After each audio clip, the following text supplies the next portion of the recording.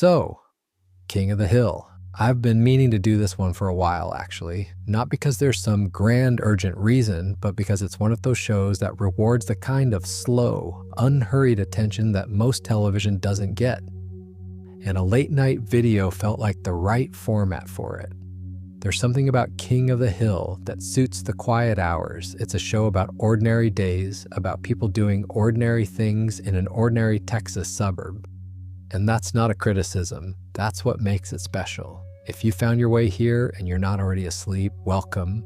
We're going to spend a couple of hours with the Hill family and their neighbors in the fictional city of Arlen, Texas. There's a lot of ground to cover: the characters, the history of the show itself, a few theories, a few behind-the-scenes details worth knowing, and a fair amount of me just thinking out loud about why this show worked as well as it did. None of it needs to be consumed in a particular order. Each section is its own self-contained thing. If you drift off somewhere in the middle of the bit about Boomhauer, that's fine. That's ideal, actually. Before we get into it, if you enjoy these kinds of videos and you're watching while you're still awake, a subscribe would be lovely. There's a lot more of this sort of thing in the pipeline. Right, Arlen, Texas. King of the Hill ran from 1997 to 2010, 13 seasons, 259 episodes. It was created by Mike Judge and Greg Daniels and aired on Fox, where it sat in the schedule alongside The Simpsons and became, over time, one of the longer-running animated series in American television history. It wasn't always the loudest show on the network. It wasn't the one people argued about online or quoted in full conversations. But it was there, week after week, year after year, doing something that most television, animated or otherwise, doesn't bother to do. It was paying attention. The show centers on Hank Hill, assistant manager at Strickland Propane in Arlen, Texas. He lives in a ranch house on Rainy Street with his wife Peggy, his son Bobby, and his niece Luann, who's staying temporarily and has been doing so for approximately 13 seasons. His neighbors are Dale Gribble, a conspiracy theorist and pest exterminator; Bill DeTreve, a military barber going through a very prolonged period of post-divorce sadness; and Boomhauer, who talks in a way that is technically English. They stand in the alley behind their houses most evenings and drink beer and talk about things. That's largely what the show is about. And here's the thing that sounds like a thin premise. Standing in an alley, drinking beer, talking about nothing particular. But what King of the Hill understood, and what a lot of television doesn't, is that the texture of ordinary life is genuinely interesting if you look at it long enough. The show trusted its characters to carry it, and they did for 13 years. We'll get to all of them in time. There's no rush. That's rather the point. The thing I keep coming back to with King of the Hill, and I'll probably say versions of this throughout the video, is how much it trusted quietness. Television, especially animation, has a tendency to escalate. Something needs to be bigger, louder, more absurd than the thing that came before it. King of the Hill didn't do that. It stayed at its own pace from the first episode to the last, which, in 13 years of television, is a genuinely rare thing. There's also something worth noting about the timing. The show came out in 1997, which means it was running alongside The Simpsons in its peak years, alongside early South Park, alongside the early seasons of Futurama. All of those shows were doing something formally innovative, or culturally confrontational, or satirically aggressive. King of the Hill was doing something much stranger, really. It was just being sincere. Hank Hill is not an ironic character. He is not a satire.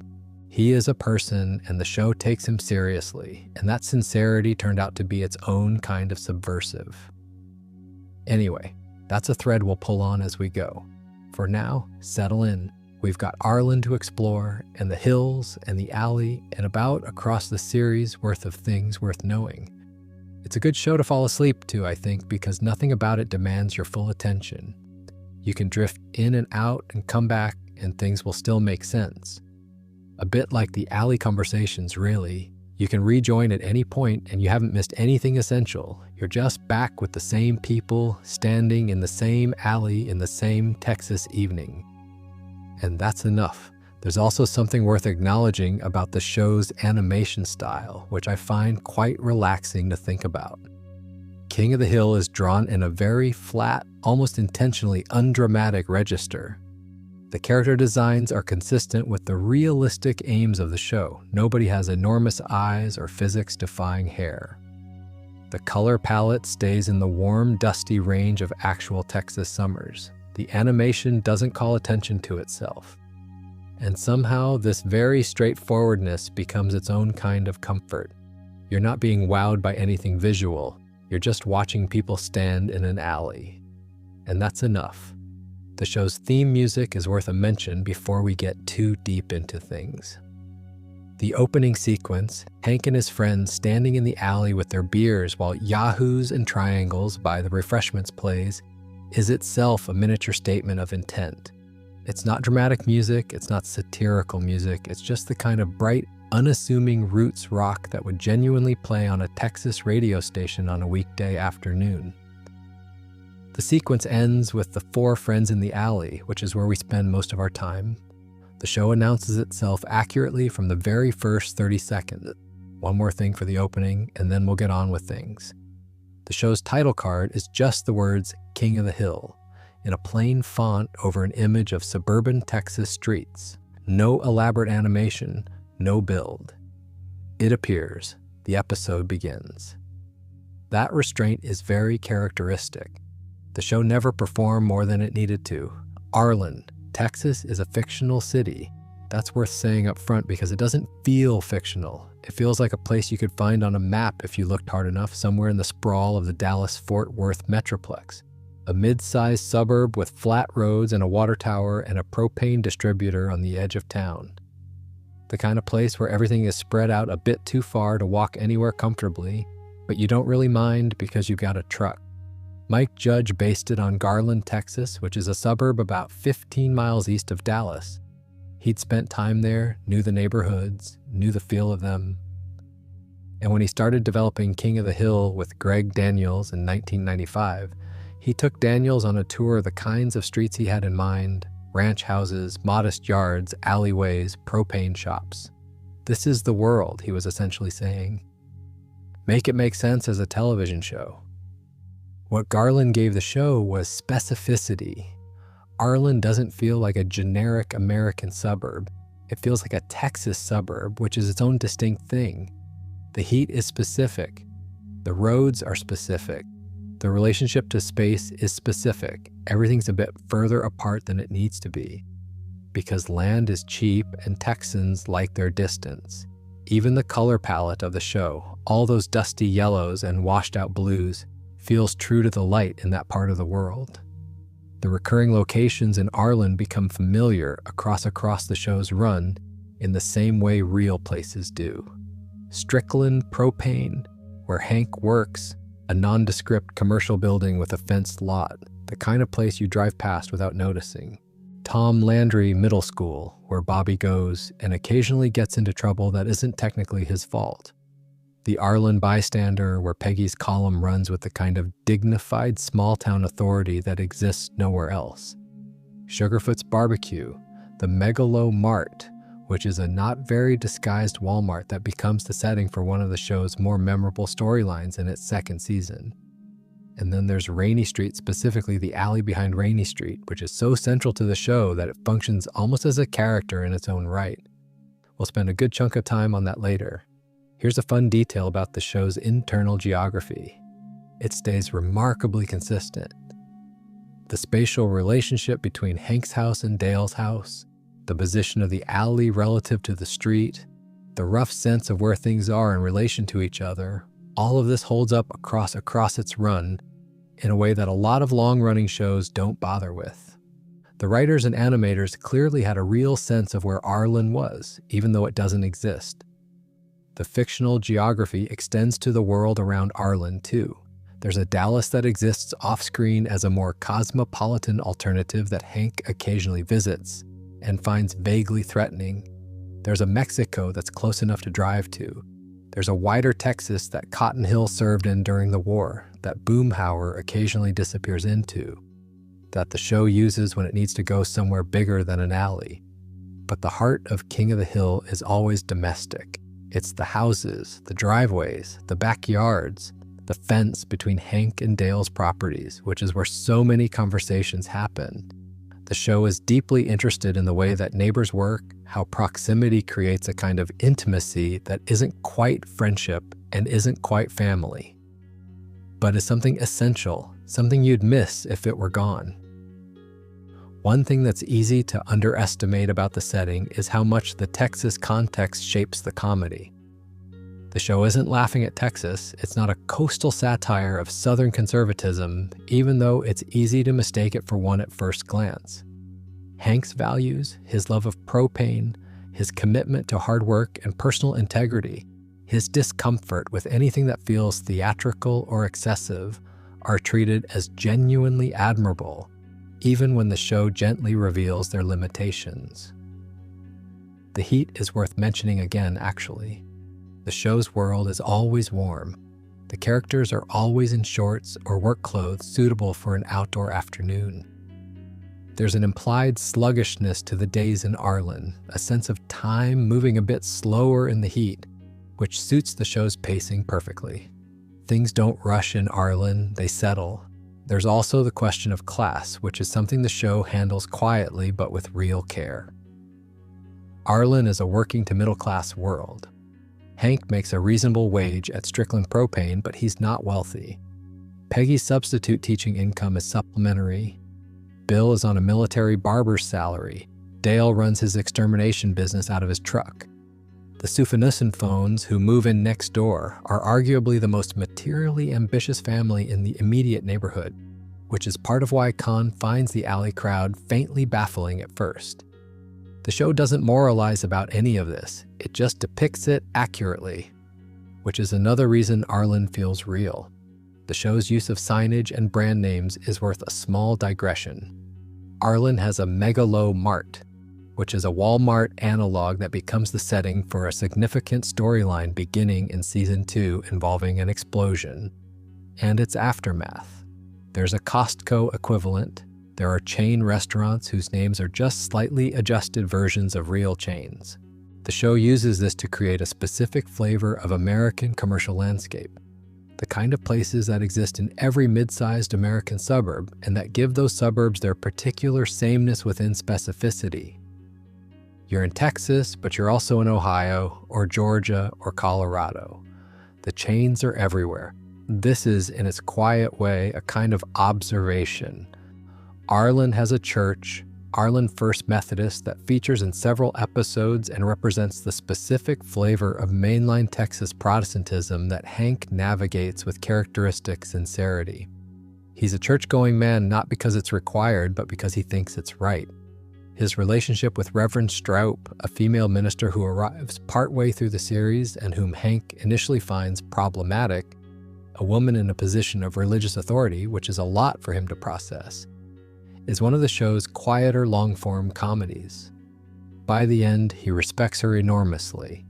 He has to revise his initial position, which he does, without making a fuss about it. The school system appears primarily through Tom Landry Middle School, where Bobby and Joseph and Connie all study. The school is named after the legendary Dallas Cowboys coach, which is exactly the right choice for a fictional Texan middle school. The principal, Principal Moss, voiced by Dennis Berkeley, is a recurring presence, a weary administrator navigating the specific combination of parental expectations and adolescent chaos that middle school produces. What the show gets right about suburban geography, more than almost anything else, is the relationship to driving. Everything in Arlen involves a truck or a car. You drive to work, to the store, to church, to each other's houses, even when they're on the same street. The pedestrian scale is absent. The show reflects this faithfully. Characters drive everywhere, and the drives sometimes become their own small scenes. Hank has a truck that he maintains carefully because of course he does. There's something quietly sad and quietly beautiful about the way King of the Hill depicts the physical world of Arlen. It doesn't aestheticize it.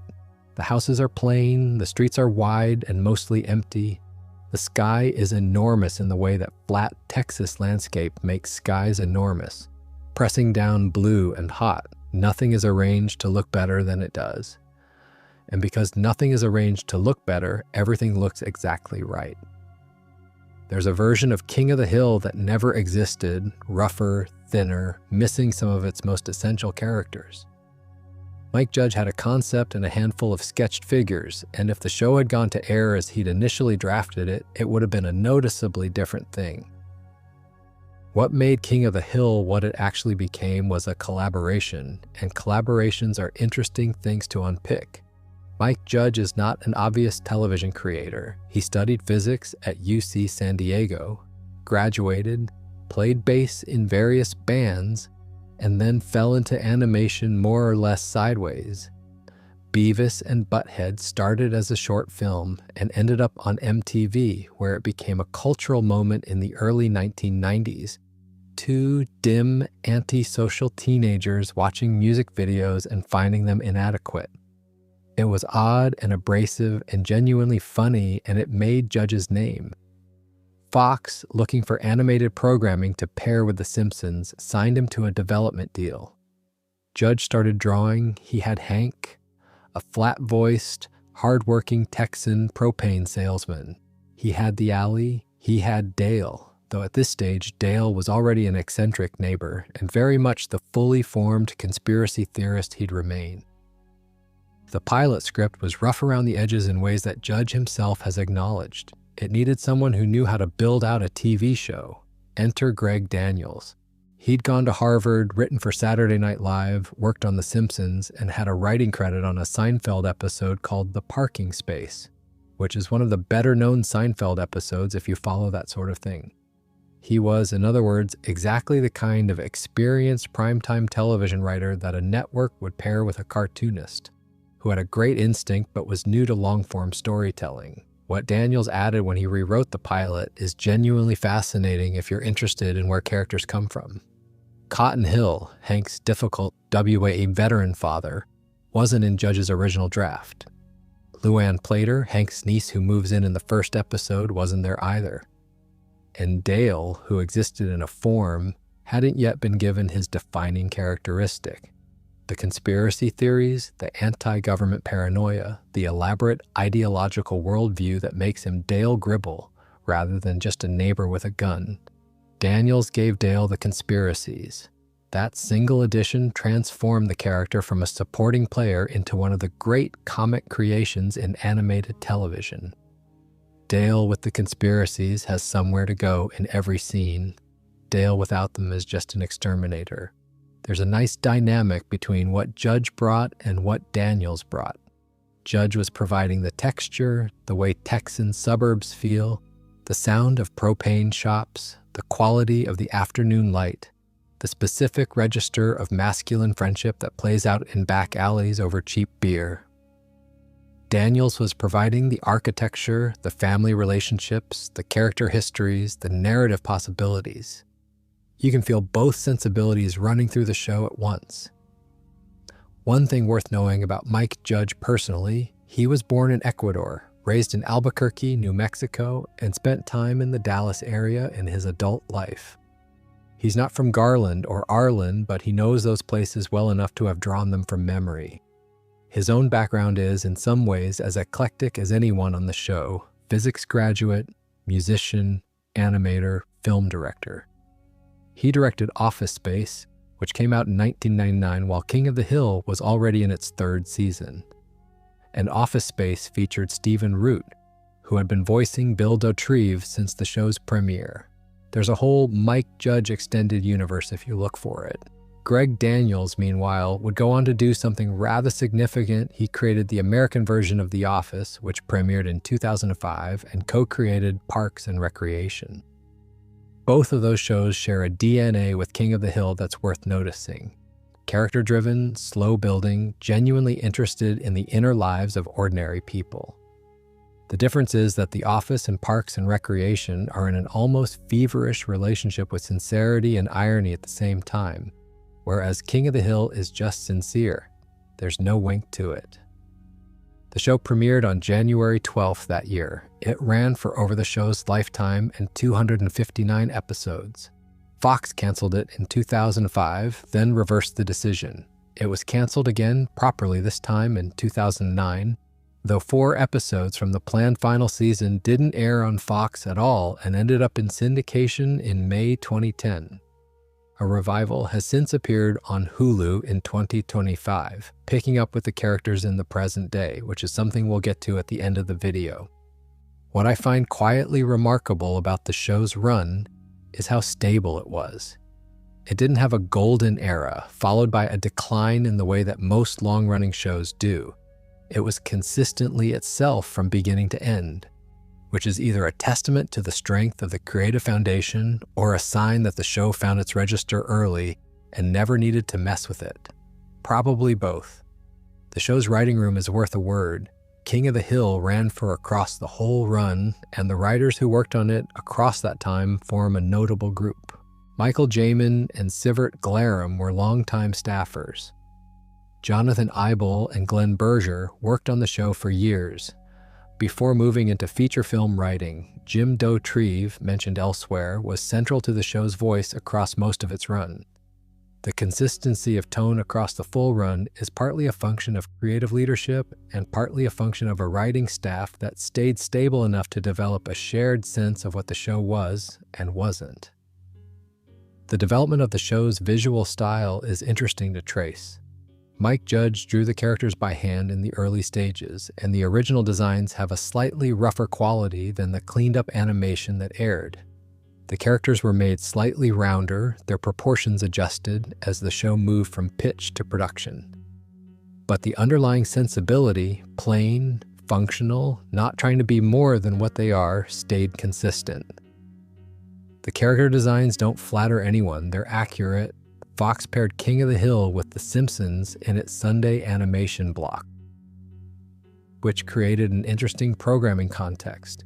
The Simpsons in that year was still in what many consider its peak period, and the two shows shared a network but almost nothing else in terms of approach. The Simpsons was formally inventive, culturally omnivorous, satirically ambitious. King of the Hill was formally conservative, specifically Texan, and interested in sincerity rather than satire. They were both good. They were good in completely different ways. One detail about the show's production that I find interesting: the voices were recorded before the animation, which is standard in American animation. But the actors were apparently given considerable latitude to improvise and find their own rhythms within scenes. This is particularly evident in the alley scenes, where the back and forth between the 4 characters has a quality of genuine spontaneity. The timing feels lived in rather than performed. The show was patient with its performers, and the performers rewarded that patience. Hank Hill is one of the more unusual protagonists in animated television, in that he is not, in any obvious way, a punchline. He's the show's moral center. He's earnest. He means what he says. He doesn't do irony, which, in the context of 1990s and 2000s, American comedy was itself a kind of radical act. He works as assistant manager at Strickland Propane. And I want to be careful here, because it's easy to describe that as a small or modest job in a way that diminishes it, and the show would push back on that reading. To Hank, propane is not just what he sells, it's what he believes in. He has thought deeply about BTUs. He has opinions about the relative merits of propane versus charcoal that he will share unprompted and at some length. I Sell Propane and Propane Accessories is delivered every time with the quiet dignity of a man describing a vocation, not a job. Propane to Hank is clean, efficient, reliable. It's what responsible people use. It says something about you. Mike Judge voices Hank, and the choice he makes with the performance is interesting. The voice is flat, measured, sincere. There's no irony in it, no winking distance. Hank means everything he says, including things that are wrong, including things he'll have to revise by the end of the episode. The sincerity is total. The running verbal tics are worth a moment. I tell you what, with that particular Texas pronunciation of what, the H coming before the W, is Hank's way of collecting himself before saying something he means. It's a pause, a softener, a small preparatory phrase before something real. "That boy ain't right" is his most famous line, used primarily about Bobby. And what's interesting about it is the tone. It's not contemptuous, it's baffled. Hank genuinely doesn't understand Bobby, and this is not a character flaw in Hank so much as a limitation. A loving father who lacks the vocabulary for the son he has. Hank's personal history matters to the show in ways that unfold slowly. He was a star at Arlen High, a strong running back. One of those kids for whom high school represents a genuine peak. Not because life got worse after, but because the sense of purpose and belonging was so clear then. A bad knee ended the football. He found propane. He found Peggy. He built a life that looks exactly like the life he was supposed to build. And he's proud of it in the way that people are proud of things they've worked for rather than things they've stumbled into. His relationship with his father, Cotton, is the show's deepest long-term emotional thread, and we'll spend proper time with Cotton later. But in brief, Cotton Hill is a veteran who is constitutionally incapable of telling his son he loves him. And Hank has spent 50-something years quietly arranging his life around the hope that his father might one day say so. That hope is never quite extinguished. It doesn't need to be satisfied to be poignant. There's a recurring medical detail about Hank that the show mentions periodically. He has a narrow urethra, which is a genuine health condition that causes him problems. It's played as a slightly uncomfortable medical fact, never pushed too hard as a joke. But there's a reading of it that a lot of fans have settled on. Hank's body is narrow in exactly the same way his worldview is narrow. He can't let things flow easily. His instinct is to restrict, to contain, to channel things through approved channels.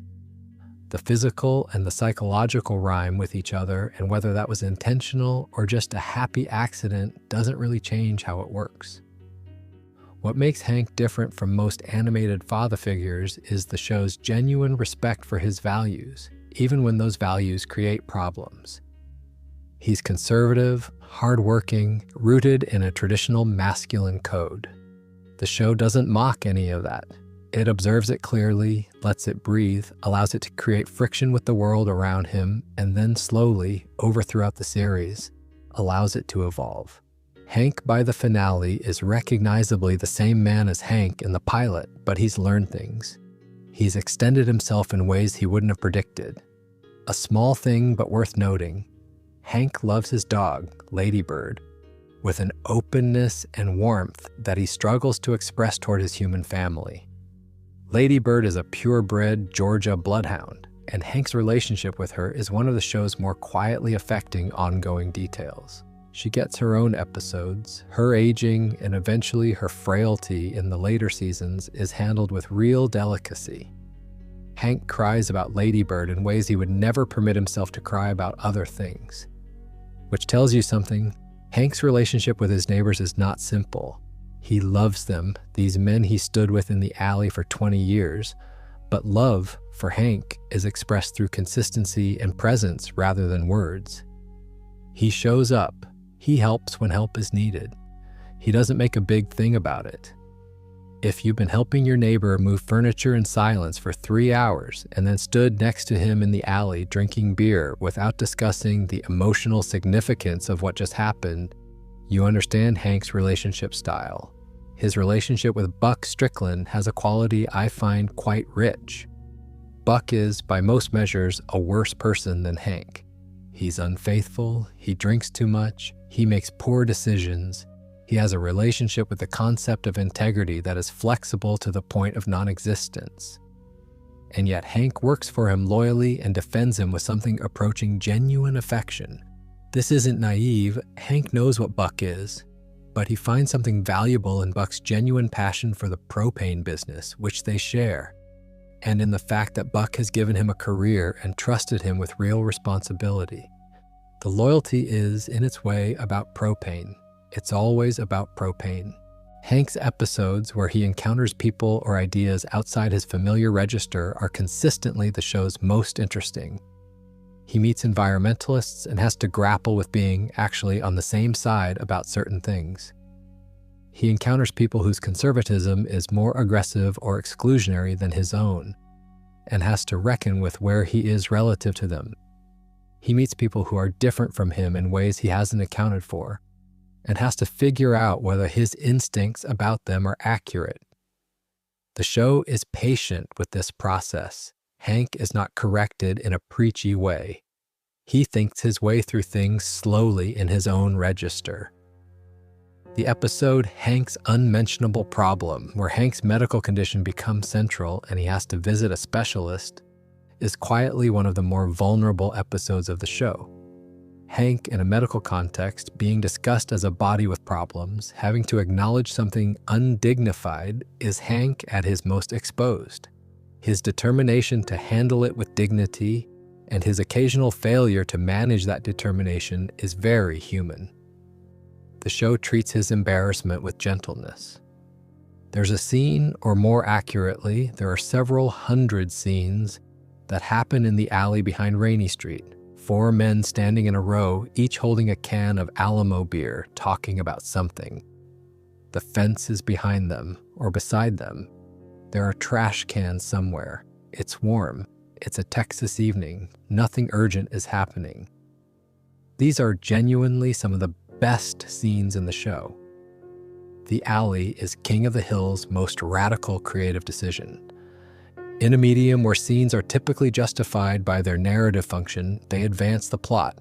They reveal character through conflict. They deliver information.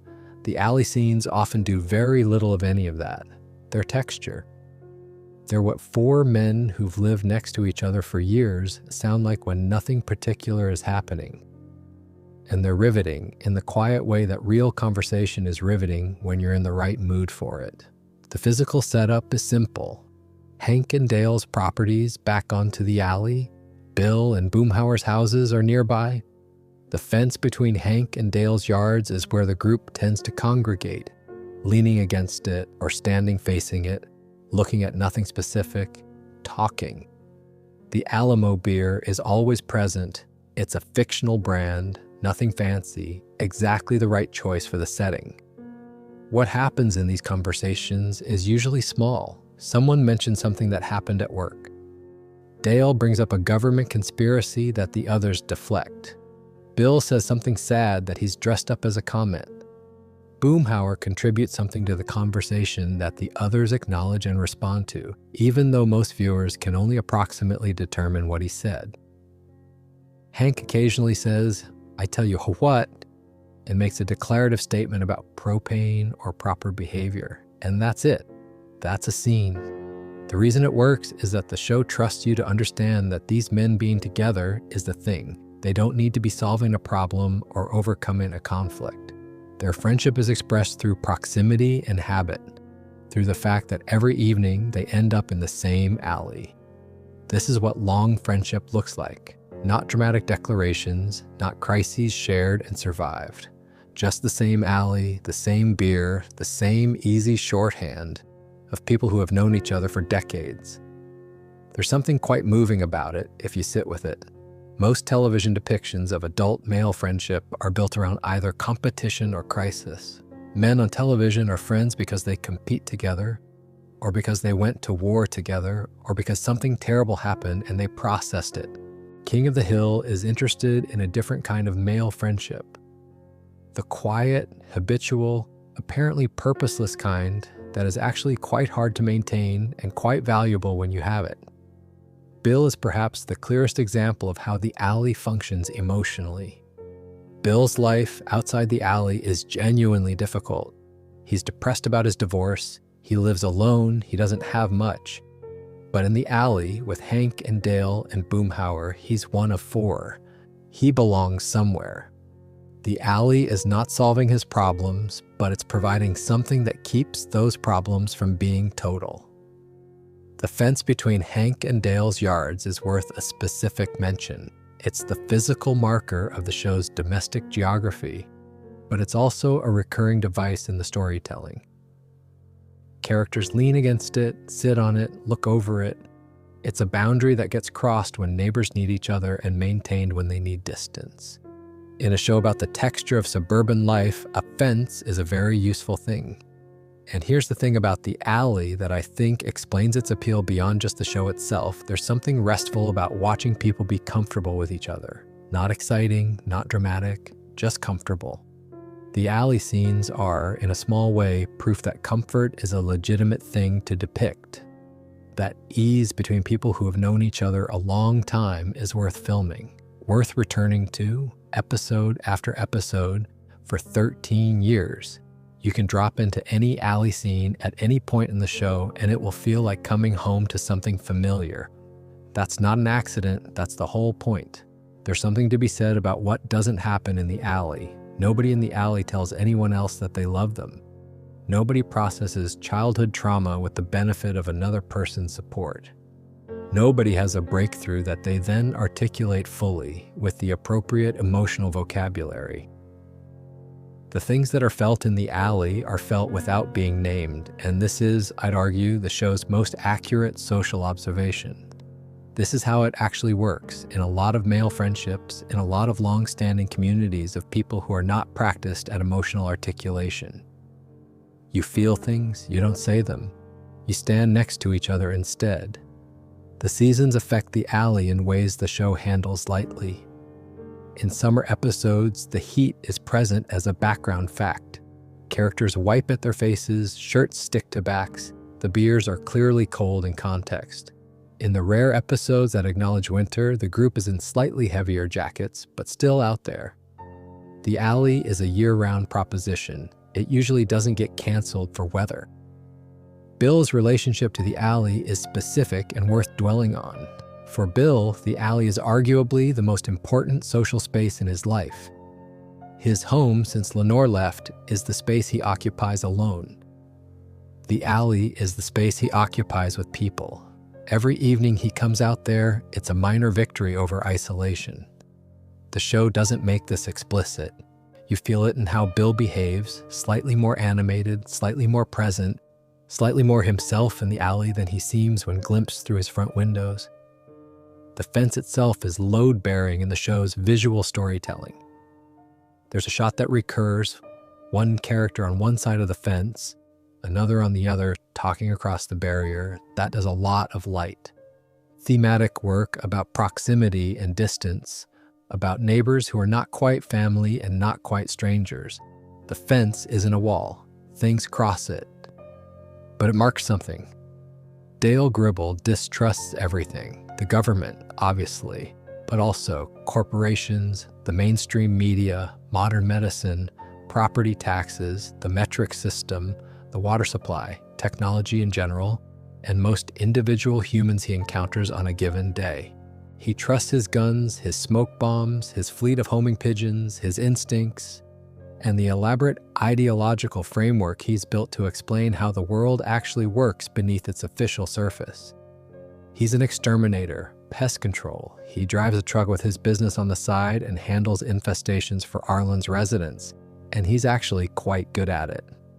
This is one of the show's recurring quiet jokes. Dale's genuine competencies are real. They're just so thoroughly buried under the conspiracy theories and the paranoia that it's easy to miss them. When Dale needs to solve a practical problem, he often can. When Dale needs to interpret what's happening in the world, he goes somewhere else entirely. His alias is Rusty Shackelford. He's been using it for so long that it feels like a second identity rather than just a pseudonym. Hotel reservations, government forms, anonymous tips to various authorities, it's all Rusty.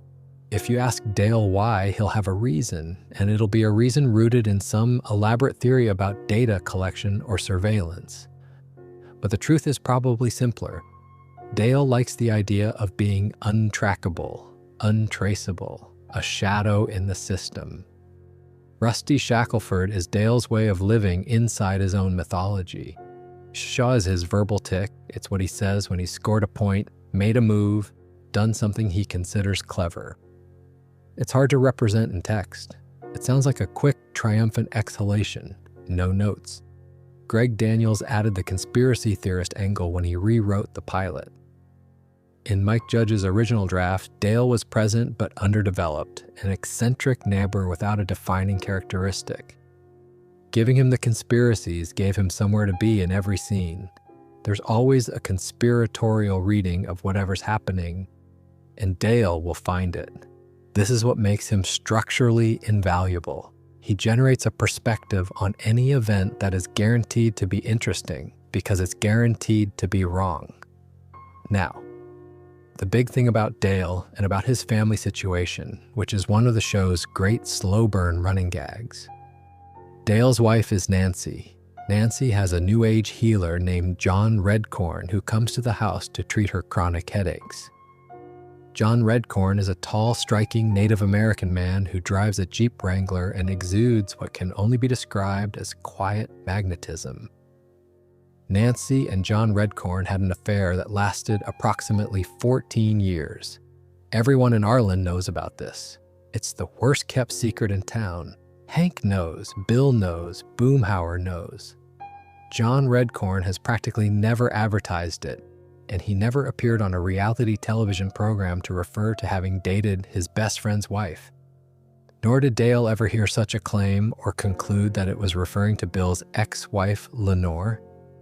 Because Dale's conspiracy mind, which can find sinister networks of control in the municipal water supply, apparently cannot process the most obvious explanation for what's happening in his own house. Dale and Nancy have a son, Joseph. Joseph Gribble is unmistakably the biological son of John Redcorn.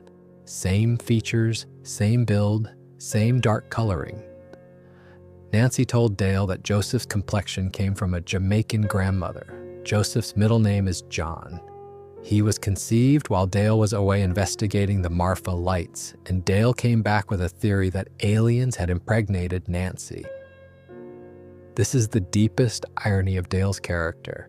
A conspiracy theorist who can smell a government plot from a mile away, who trusts nobody and questions everything, who has built his entire worldview around the assumption that official narratives are designed to deceive and he cannot see what's directly in front of him. The joke writes itself, but the show never overplays it. It's always there, always visible, always quietly available. But here's what the show does beautifully with this situation. It never lets it make Dale pitiable in a cruel way, because Dale loves Joseph. Completely, unreservedly, without qualification, he is a devoted and present father. He goes to Joseph's games. He teaches Joseph his values, questionable as those values often are. He is proud of his son. Whatever the biology says, Dale is Joseph's father in the ways that count. And that's touching even as the circumstances producing it are absurd. There's a fan theory, a compelling one, that Dale actually knows and has always known, and is playing a very long, subtle game of revenge against John Redcorn by raising Redcorn's biological son and keeping him from having a relationship with him. It's an interesting reading. The revival showrunner engaged with it thoughtfully, saying that the more they thought about it, the more a different version made sense. That Dale's conspiracy mind attributes any suspicious evidence to some other cause, and the affair is simply his one genuine blind spot. Either reading is rich, neither fully resolves it. That's good writing. Johnny Hardwick, who voiced Dale for the show's entire original run, passed away in August 2023. He was also a writer and producer on King of the Hill, which is worth noting.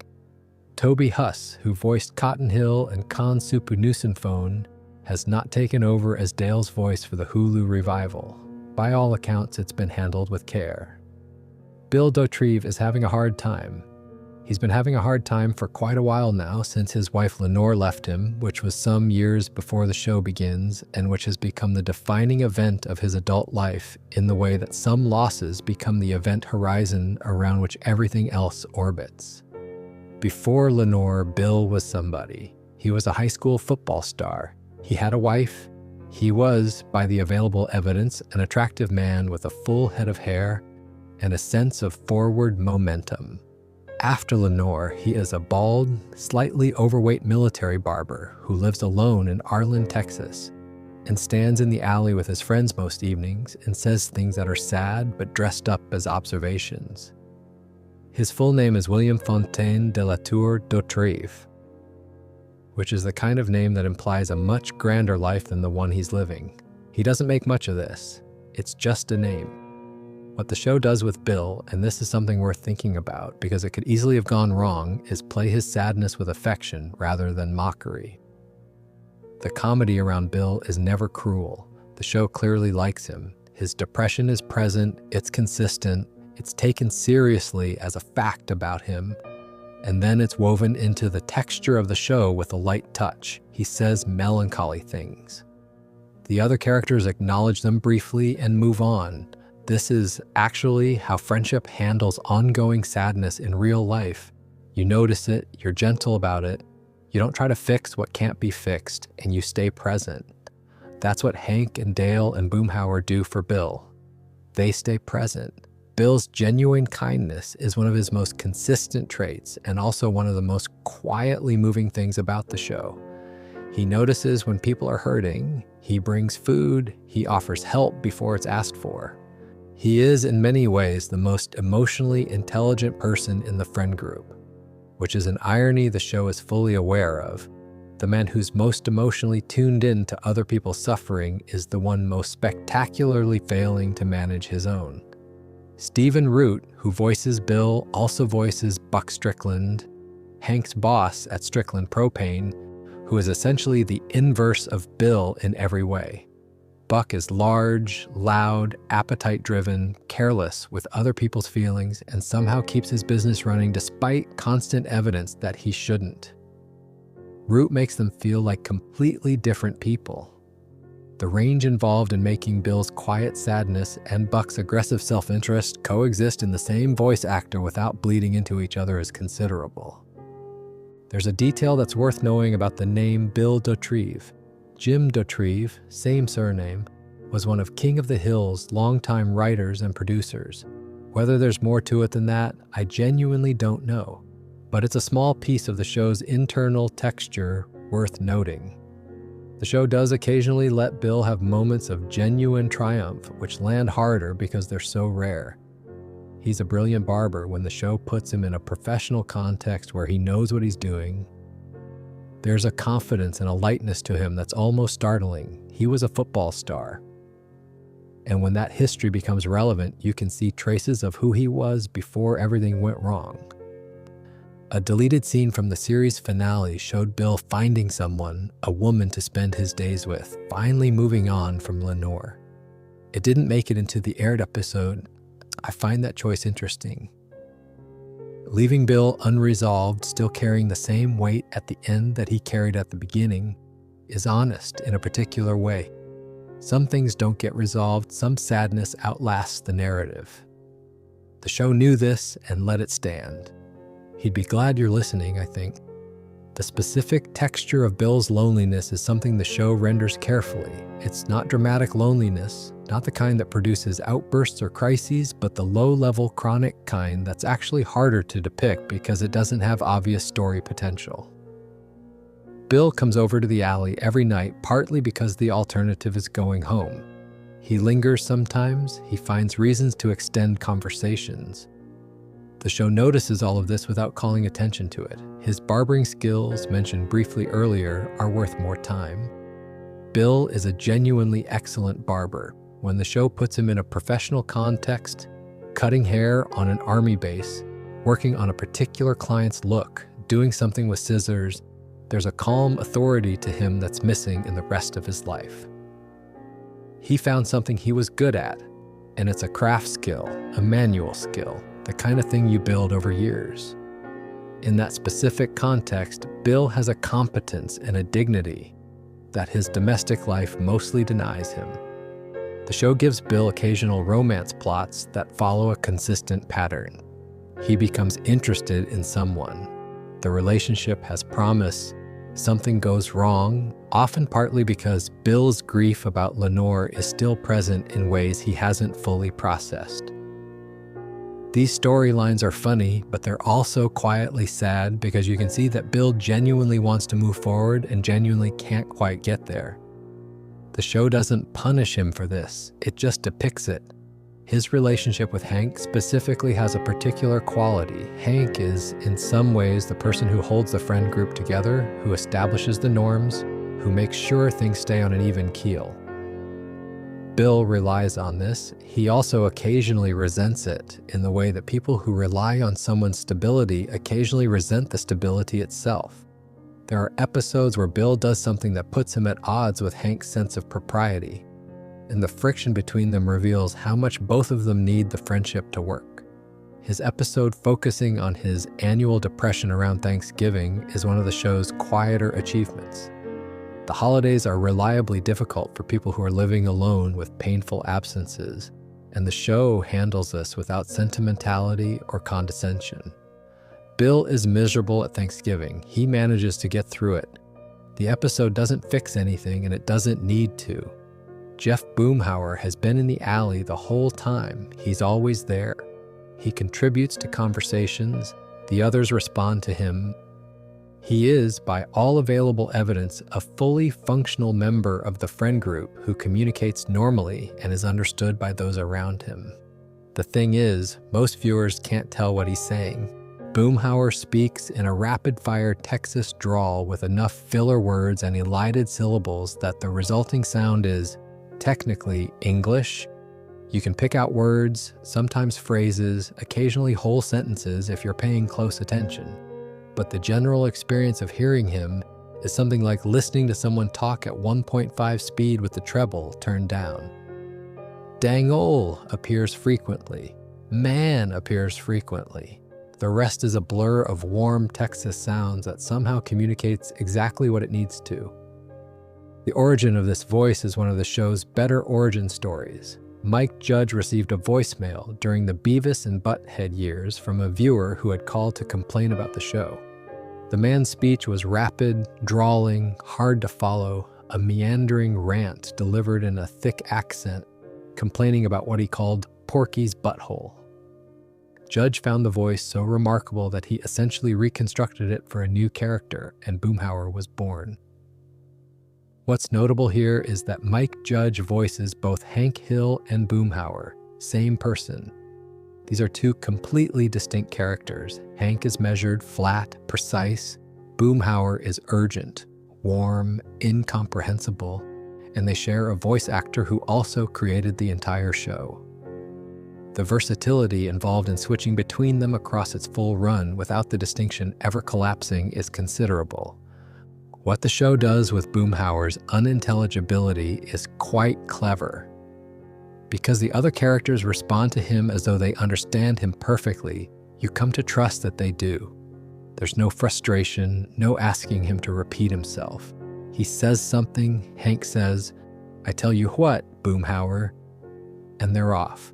This normalizes his speech in the world of the show without ever normalizing it for the viewer, which is a careful balance. As a person, Boomhauer is actually rather enviable in several ways. He's charming, he's in good physical condition, he is consistently, mystifyingly successful with women. Almost every woman he meets seems to like him immediately, which the other characters have noticed and accepted as a fact about Boomhauer without quite understanding how it works. He has a social ease that the others don't, despite, or possibly because of, his manner of speech. His first name was never mentioned in the show until the very last episode. His profession was never confirmed until the same moment. Mike Judge held both pieces of information back deliberately for over all those years, saving them for the finale's final scene. We'll get to that. But the reason the finale's reveal lands as well as it does is the 13 years of Boomhauer being just exactly who he is in that alley, without explanation or context, fully himself. Here's a fun detail about Boomhauer and his speech. Season 3, Episode 10, A Firefighting We Will Go. The episode's final scene shows the events of the story from Boomhauer's perspective. And in this version, Boomhauer speaks completely normally. He's articulate, clear, measured. Everyone else, Hank, Dale, Bill, is incomprehensible. Which suggests that what we've been hearing from Boomhauer's side of every conversation is, from his perspective, perfectly lucid communication. The incomprehensibility is in the ear of the listener. It's a small bit, but it reframes everything if you think about it. And one more thing. Vince Gill, country musician, multiple Grammy winner, provided Boomhauer's singing voice in the season 6 episode, "The Bluegrass is Always Greener," because Boomhauer, when he sings, is apparently crystal clear. The rules of his speech don't apply to music, no notes. The social life of Boomhauer, the part of his existence that we see, is essentially defined by his presence in the alley and his success with women. These two things don't obviously connect, but they're both consistent traits that the show maintains across every season without ever fully explaining them. He just likes those men, and he is just very good with women, and neither fact requires more explanation than that. The visual comedy around Boomhauer is considerable, even though the vocal comedy gets most of the attention. Because he's talking constantly and nobody can quite follow him, there's a kind of performance happening in Boomhauer's body language that fills in what the words don't. He uses his hands, he leans into things, he has the physical energy of someone who is communicating everything correctly and is mildly baffled that not everyone gets it. This physicality rendered in animation is consistently funny in a quiet way. His apartment, glimpsed occasionally, is notably nicer than his neighbors' houses. This is one of the small clues the show drops about Boomhauer's life outside the alley. He has resources, he has taste, things are arranged with some care. This doesn't receive much attention, but it's there. The episode where Boomhauer goes on a date, and the audience sees the date from his perspective, understanding him perfectly, and then sees it from the date's perspective, where he's incomprehensible, is a small formal experiment that lands very well. The same reality, twice, from different positions. The gap between them is funny. It's also slightly poignant. His being the youngest of the 4 friends is something the show occasionally references.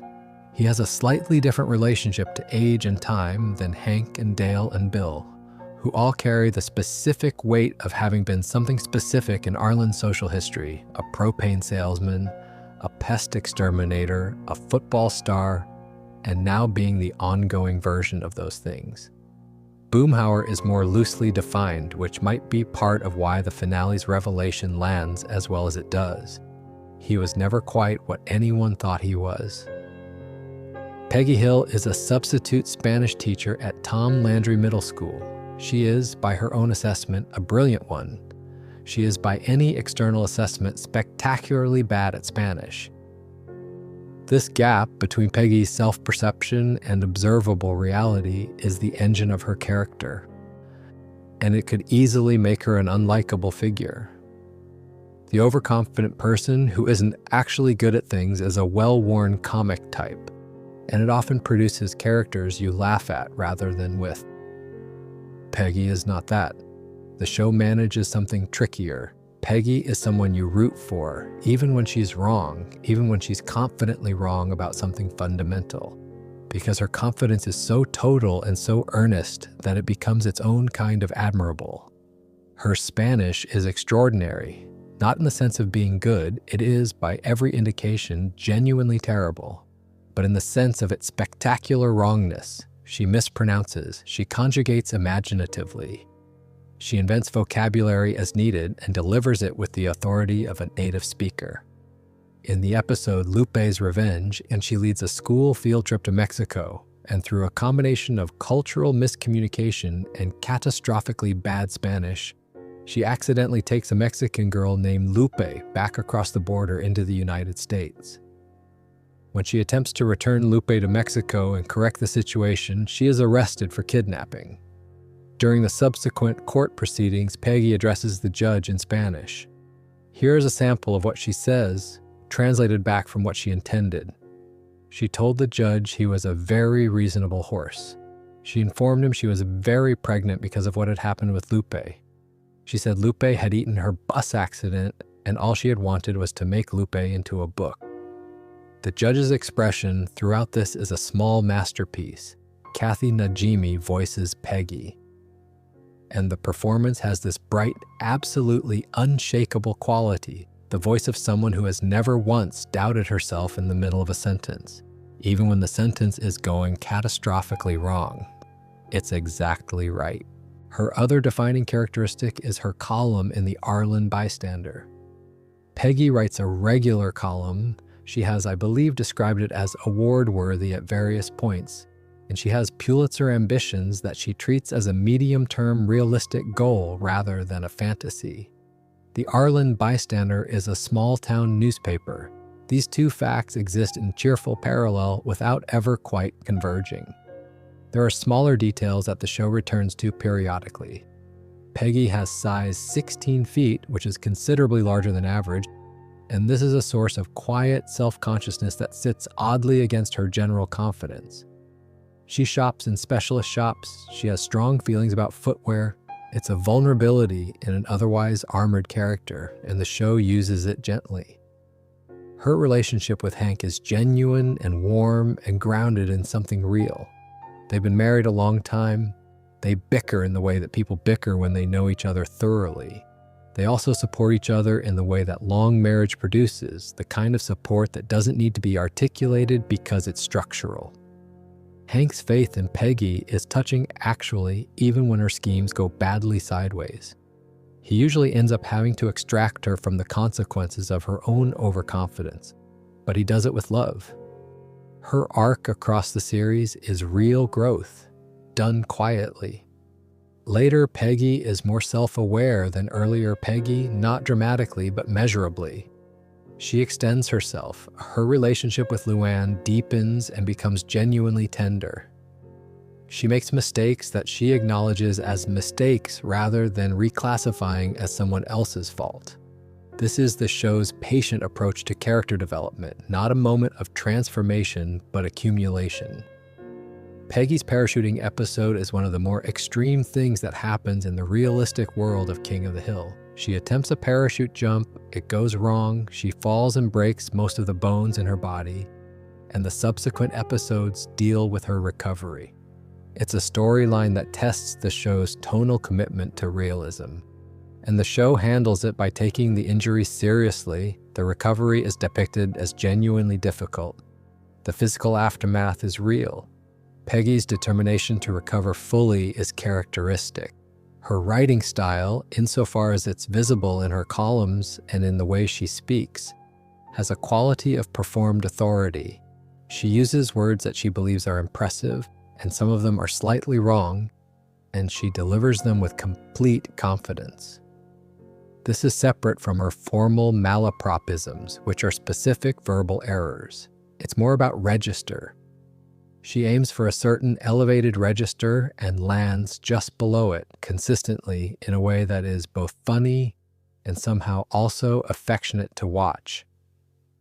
Her relationship with Luann is one of the show's warmer ongoing details. They're aunt and niece, and the relationship has the specific quality of family connection that doesn't require affinity. They've been landed with each other, and they've made it into something genuine. Peggy is protective of Luann in ways she doesn't always articulate. Luann finds Peggy exasperating in ways she also doesn't always articulate. The unspoken affection between them is one of the show's quieter domestic achievements. Her relationship with Min Supanusimphone has a different quality. This is competition, fairly openly. Two women who've decided on first meeting that the other one is a rival and have been maintaining that assessment ever since. Their scenes together have a brightness to them, a specific social comedy energy. That's different from any other relationship in the show. The show takes Peggy's dreams seriously, even while finding them funny. She wants to write well. She wants to be a contributing professional. She wants her work to matter. These are legitimate wants, and the comedy isn't about the wants being absurd. It's about the gap between ambition and execution, which is a gap most of us know something about. Bobby Hill is the show's secret weapon, and I think he's been consistently underrated in discussions of what makes King of the Hill work as well as it does. He's 11, going on 12 in the first season, short, round, cheerful, deeply interested in comedy, food, and people. He's not athletic, he's not conventionally tough, He doesn't share Hank's values in any obvious way, which is the show's central domestic friction, and he doesn't seem particularly bothered about this, which is part of what makes him so interesting. His interest in comedy is genuine. Bobby practices bits, he has opinions about what's funny, he's willing to bomb in front of audiences that aren't receiving him, which is its own form of courage. He watches comedy, thinks about comedy, and clearly has some actual instinct for it. Several of his impromptu performances in the show genuinely land within the world of the show and outside it. The Hank-Bobby relationship is the engine of the show's domestic storylines. Hank cannot understand Bobby, not because he doesn't love him, he clearly does, but because Bobby operates on different frequencies. Hank's vision of a son was probably someone who loves football and propane and doing things the right way. Bobby loves putting on accents and trying different cuisines and finding the funniest possible angle on any situation. These are not incompatible with being a good person, but they're incompatible with being the person Hank expected. "That boy ain't right," Hank says repeatedly. The tone is always bafflement, never cruelty. And the show is careful never to suggest that Hank is wrong. Exactly, Bobby isn't what Hank expected or hoped for. But it's equally careful to show that Bobby is right. He's a good person, a kind person, someone who makes friends easily and genuinely delights in other people.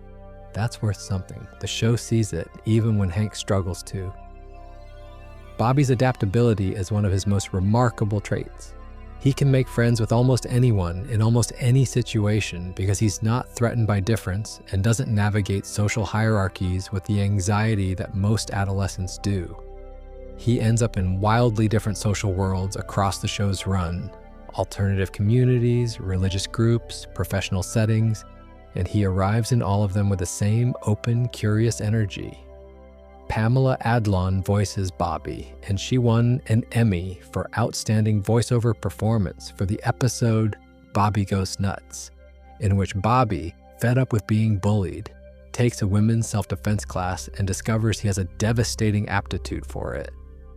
The episode is a small classic, partly because it lets Bobby be genuinely excellent at something unexpected, and partly because of the specific dynamic it creates with Hank. His relationship with Coney Supanusinphone, his next-door neighbor, is the show's most sustained teenage romance. It's tender and funny and specific. Bobby is devoted and slightly earnest. Connie is affectionate and somewhat mortified. And Con's disapproval of Bobby as a match for his daughter creates a constant background tension. The relationship goes through phases over the seasons in the way that actual adolescent relationships do. The finale payoff for Bobby's entire arc is, I think, quietly perfect.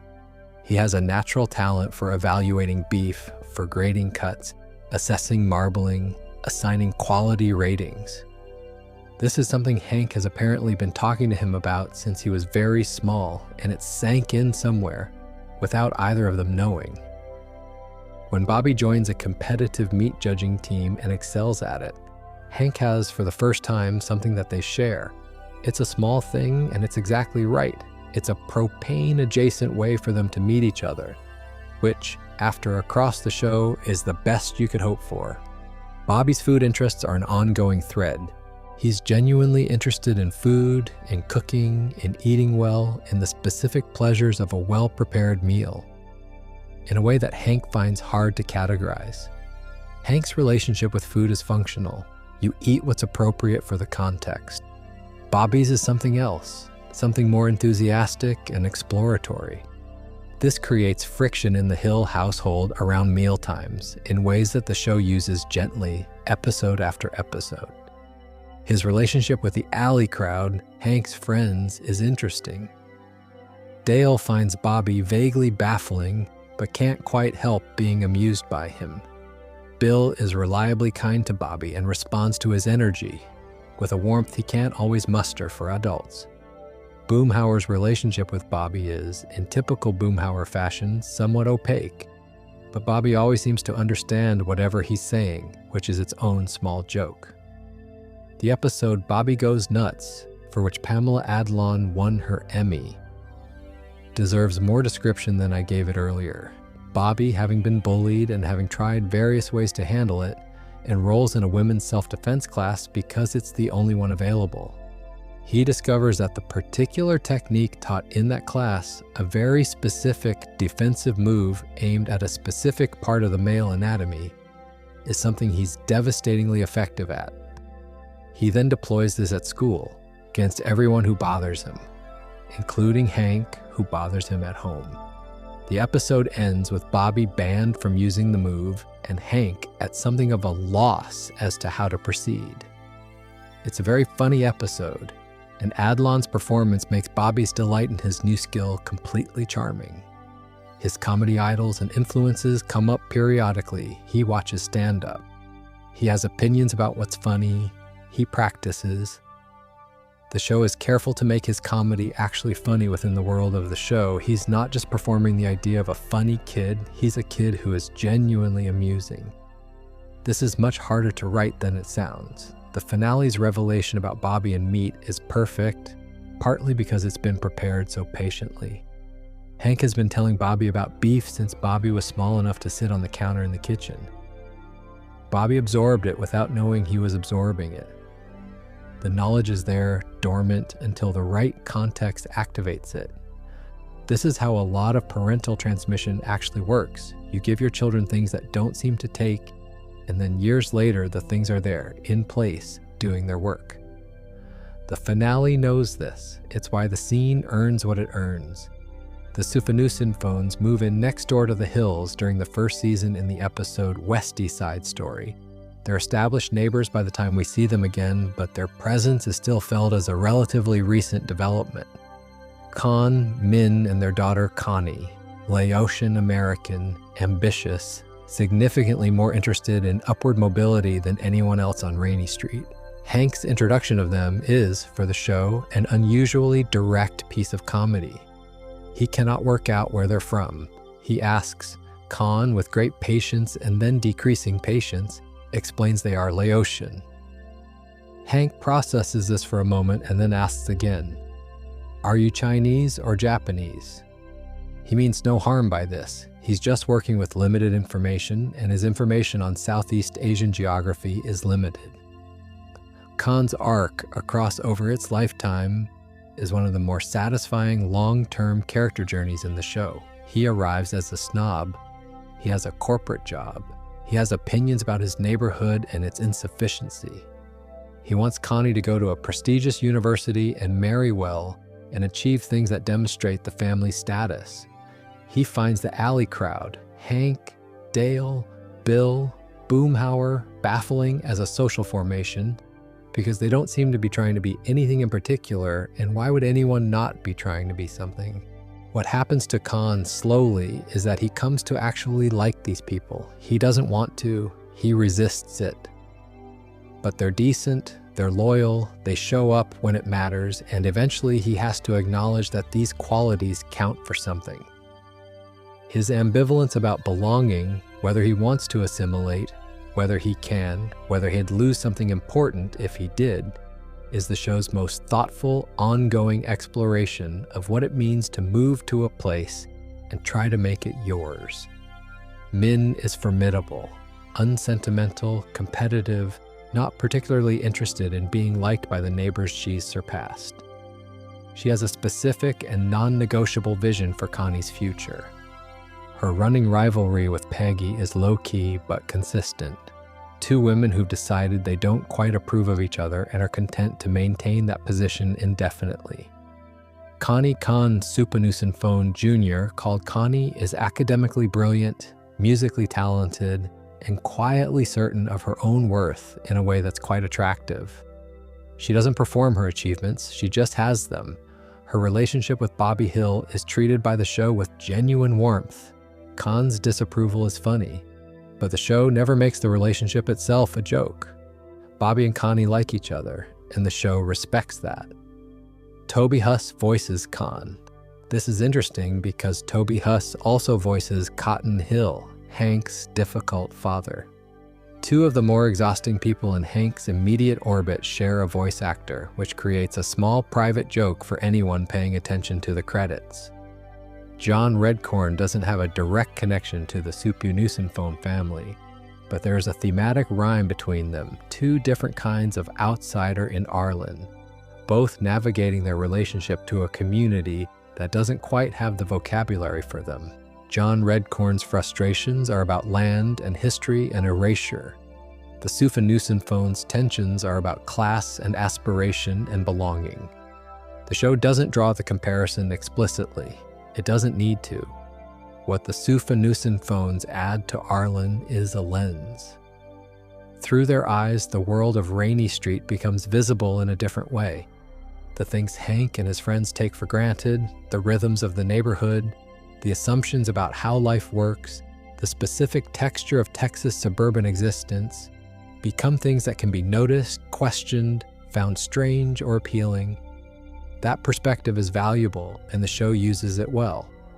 Khan's job, which he references frequently as a contrast to what the alley crowd does, is in some form of management or technical work.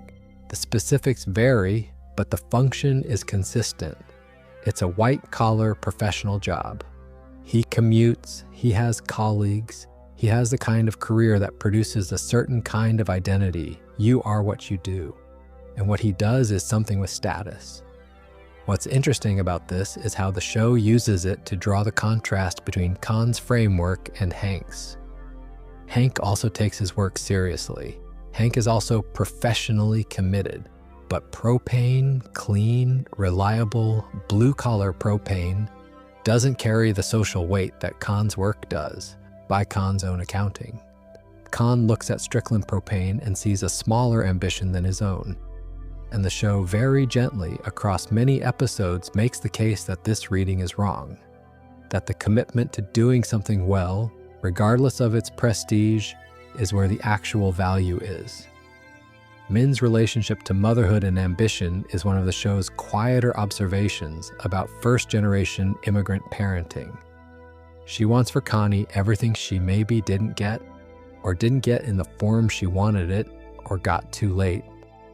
The pressure she puts on Connie is real and sometimes excessive, and the show acknowledges this without making Min the villain of it. She loves Connie, she just expresses it in the specific currency of parental ambition, which has cost. Connie's friendship with Bobby is worth naming as its own thing, separate from the romance.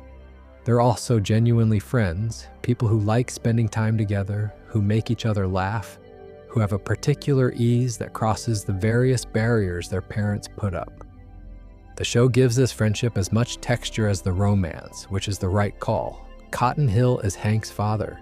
He is old, loud, opinionated, physically extraordinary, emotionally withholding, and one of the more compelling supporting characters of the show produced. The physical detail first. Cotton lost his shins in the Pacific during the Second World War. His feet were reattached directly to his knees. He walks in a distinctive, wide-legged shuffle on what are now effectively stumps. And the show maintains this physical reality with remarkable consistency across by the end. Characters step around him, cameras account for his height. It's woven into the texture of his existence without ever becoming the whole of it. I killed 50 men. Cotton says this the way other people say, I worked in finance for 30 years. As an establishing fact, a credential, the primary thing you should know about him when meeting him. He killed 50 men during the war.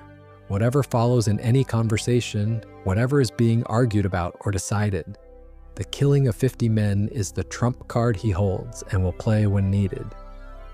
Toby Huss voices Cotton and delivers many of his most memorable lines with a distinctive style.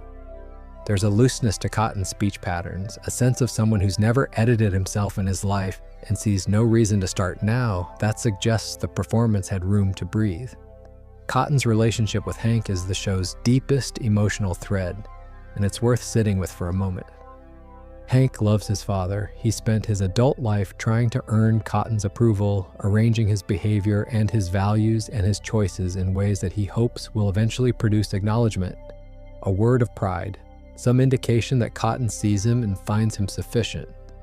Cotton is largely incapable of providing this, not, I think, out of active cruelty, but out of a worldview formed in circumstances that didn't reward emotional openness. A man who killed the old credential in the Pacific doesn't have an obvious route to saying, "Son, I'm proud of you." There are moments where Cotton gets close. Episodes where something shifts and you think maybe this time. The show handles these carefully. It doesn't give you the full payoff, because full payoffs in this dynamic don't ring true, but it gives you glimpses, which is, in its own way, harder to watch. Cotton's later life features Dee Dee, a much younger second wife, considerably closer in age to Hank than to Cotton. Cotton and Dee Dee have a son together whom Cotton names Good Hank, abbreviated to GH. The implication in this naming is spectacular, and the show is fully aware of it. Cotton got to name a second son and chose to name him the better version of the first. Hank has to process this. He does in the way Hank processes most things, not talking about it, but feeling it. Cotton's death in season 12 is handled with the restraint the show brought to everything emotionally significant. He's hospitalized, he dies, things are left unresolved because things are often left unresolved with difficult fathers. And the episode doesn't try to wrap it tidier than it actually is. Hank grieves in his flat, measured Hank way. The loss is real without being dramatized. Greg Daniels added Cotton to the show during the pilot rewrite. In Mike Judge's original draft, he wasn't present. It's quite hard to imagine the show without him. Cotton's stories about the war vary in their details, and the show is aware of this. "I killed the old credential" is the headline, but the supporting material shifts. The specific engagements, the specific enemies, the specific moments of heroism, these modulate depending on the audience and the rhetorical purpose. Cotton is not above embellishing. What doesn't vary is the emotional core. He was there, he survived things most people didn't, and it shaped him in ways that precede any therapy or framework for understanding. His relationship with Bobby, his grandson, is surprisingly affecting. Cotton doesn't know what to make of Bobby, much as Hank doesn't, but Cotton's version of bafflement is different from Hank's. Cotton finds Bobby soft, but he also occasionally finds Bobby funny, which is a form of approval Cotton is capable of in ways that direct praise is not.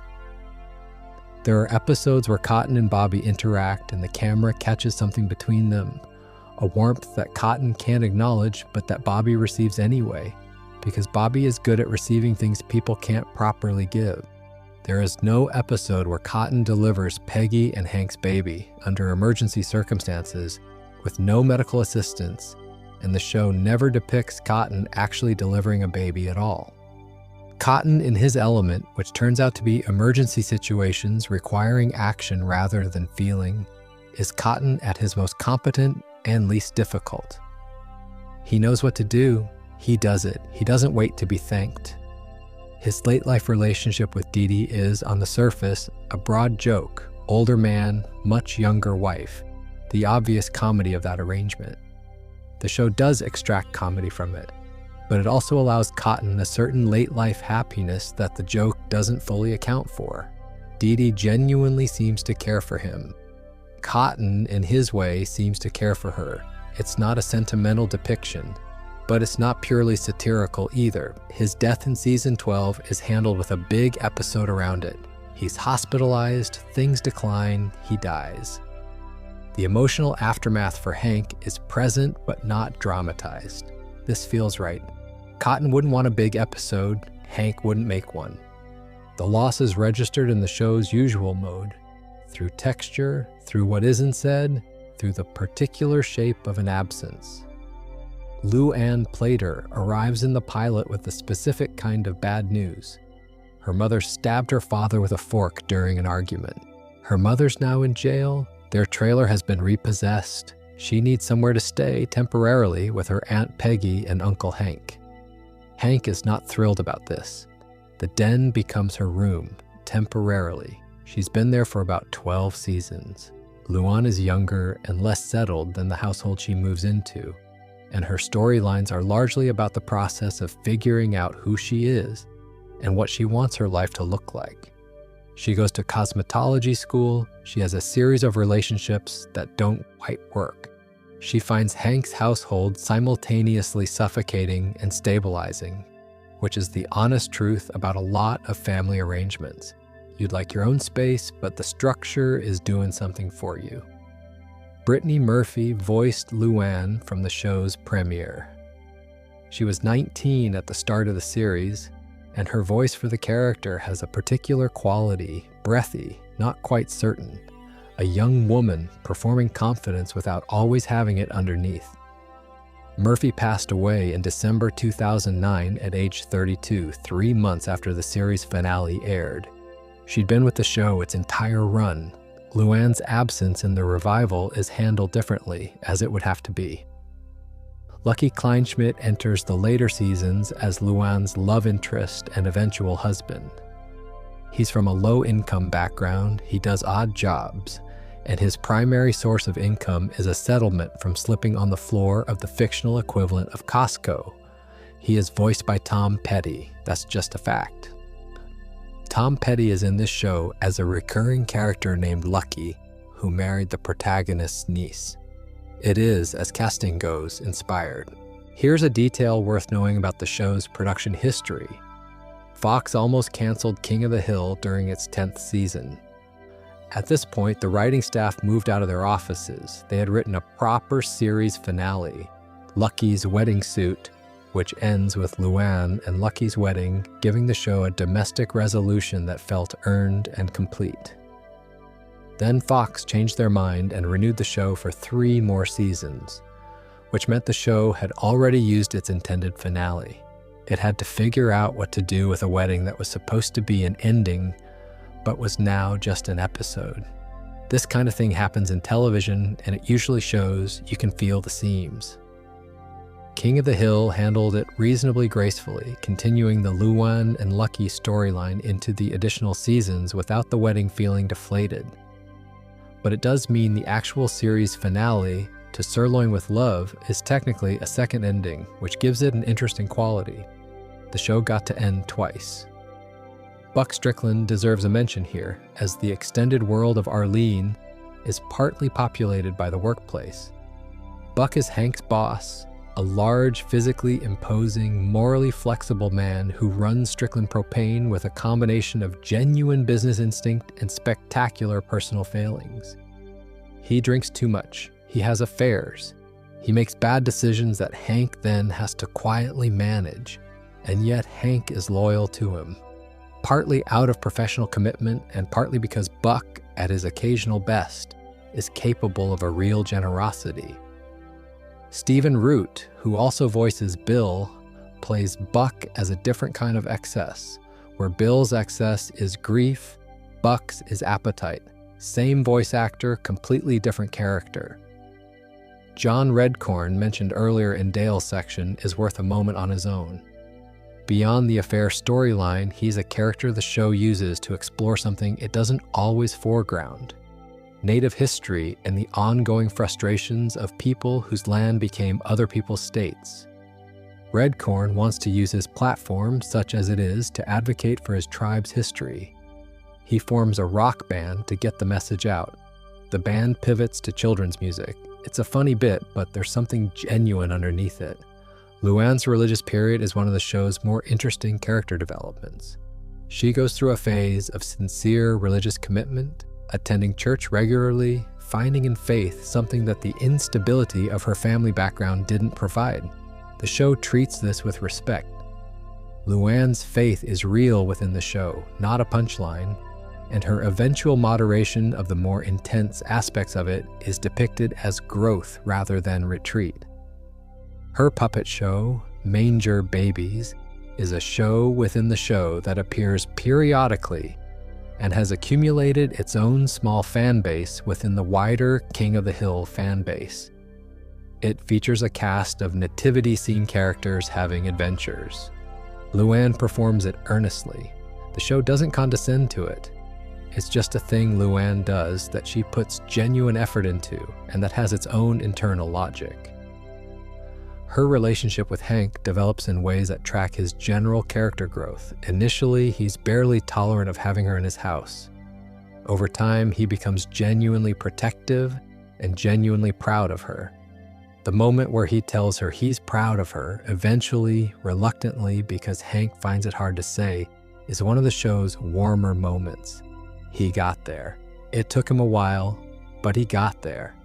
Buck Strickland's specific flavor of moral flexibility deserves a closer look. He cheats on his wife with a woman named Debbie. He gets Hank into various situations that Hank then has to manage. He has debts and enemies and a history of bad decisions. And yet he's been running Strickland Propane for decades. The business works. His instincts about the propane market are often good. He is, in the specific domain of his industry, competent in a way that his personal life doesn't suggest he should be. This is its own little observation about how people compartmentalize. Chuck Mangione appears in the show as himself, as the in-house musician at Megalo Mart, playing his famous song, Feels So Good. This is one of those casting choices that sounds absurd when described and is consistently funny in execution. He's just there, in the store, playing his song. This is presented as completely normal. King of the Hill is old enough and beloved enough and specific enough in its character work that it's produced a body of fan theory worth taking a proper look at. Most of it is grounded. This is a realistic show, and the theories tend to be realistic too. Nobody's arguing that Hank is secretly a time traveler. The most widely discussed theory concerns Dale. The Dale knows theory, as it's come to be called, goes like this. Dale has always known about Nancy's 14-year affair with John Redcorn. He's been playing dumb deliberately. By pretending not to know, he keeps Joseph, avoids the catastrophic devastation that Bill went through when Lenore left, and maintains a permanent silent advantage over John Redcorn, who can never claim his son, because Dale controls access to him. Dale on this reading is not an oblivious fool, but a deeply cunning man running the longest con in Arlen. It's a compelling theory. It would make Dale simultaneously more tragic and more impressive. And there's evidence you can marshal for it, moments where Dale seems to almost catch them, then redirects, the way he occasionally taunts Redcorn with his relationship to Joseph. The times where his conspiracy mind seems to attribute perfectly clear evidence to something else entirely. Michael Jamin, one of the show's longtime writers, has addressed the theory. His position, roughly. The joke has always been that Dale is a conspiracy theorist who can't see the conspiracy in his own house. That's the comedic premise. The show operated on the assumption that it's a genuine blind spot, but the revival showrunner engaged with the theory in a way that left more room. One version they considered. Dale's conspiracy mind, rather than seeing the affair, attributes the evidence to other causes, alien intervention, government experiments, some elaborate external explanation. He doesn't play dumb. He just reaches for a different conspiracy instead of the obvious one. This feels true to the character. It's Dale doing what Dale does, just at home. Neither reading fully resolves, which is, I think, exactly where good, long-running character writing should land. The second major theory concerns Boomhauer. He's revealed in the finale to be a Texas Ranger, which means he has been, for the entire run of the show, a law enforcement officer living next door to Dale Gribble. Dale, who has trafficked illegal weapons, maintained connections with international criminals, been a member of at least one local militia, and in general conducted himself in ways that would interest certain government agencies. The theory, Boomhauer is undercover. His entire friendship with the Alley Group is professional cover, developed over years into something that has also become genuine. He watches Dale. He's always been watching Dale. The Texas Ranger badge in the finale isn't just a character reveal, it's the show confirming in its final scene that this theory was correct. This is harder to dismiss than the Dale knows theory because the finale doesn't contradict it, and the evidence in the show is consistent with it. Whether it was the writer's intention is a different question, but as readings go, it's elegant. There's a smaller theory, more of a production detail elevated into something fun about Boomhauer's mother. She appears in one episode and seems to understand him perfectly. which either means Boomhauer's family speaks the same way he does, or Boomhauer's mother has developed an expertise in her son's dialect across decades. Probably the latter, but it's charming either way. The Hank-Cotton connection produces a few theories about Cotton's relationships and possible additional children.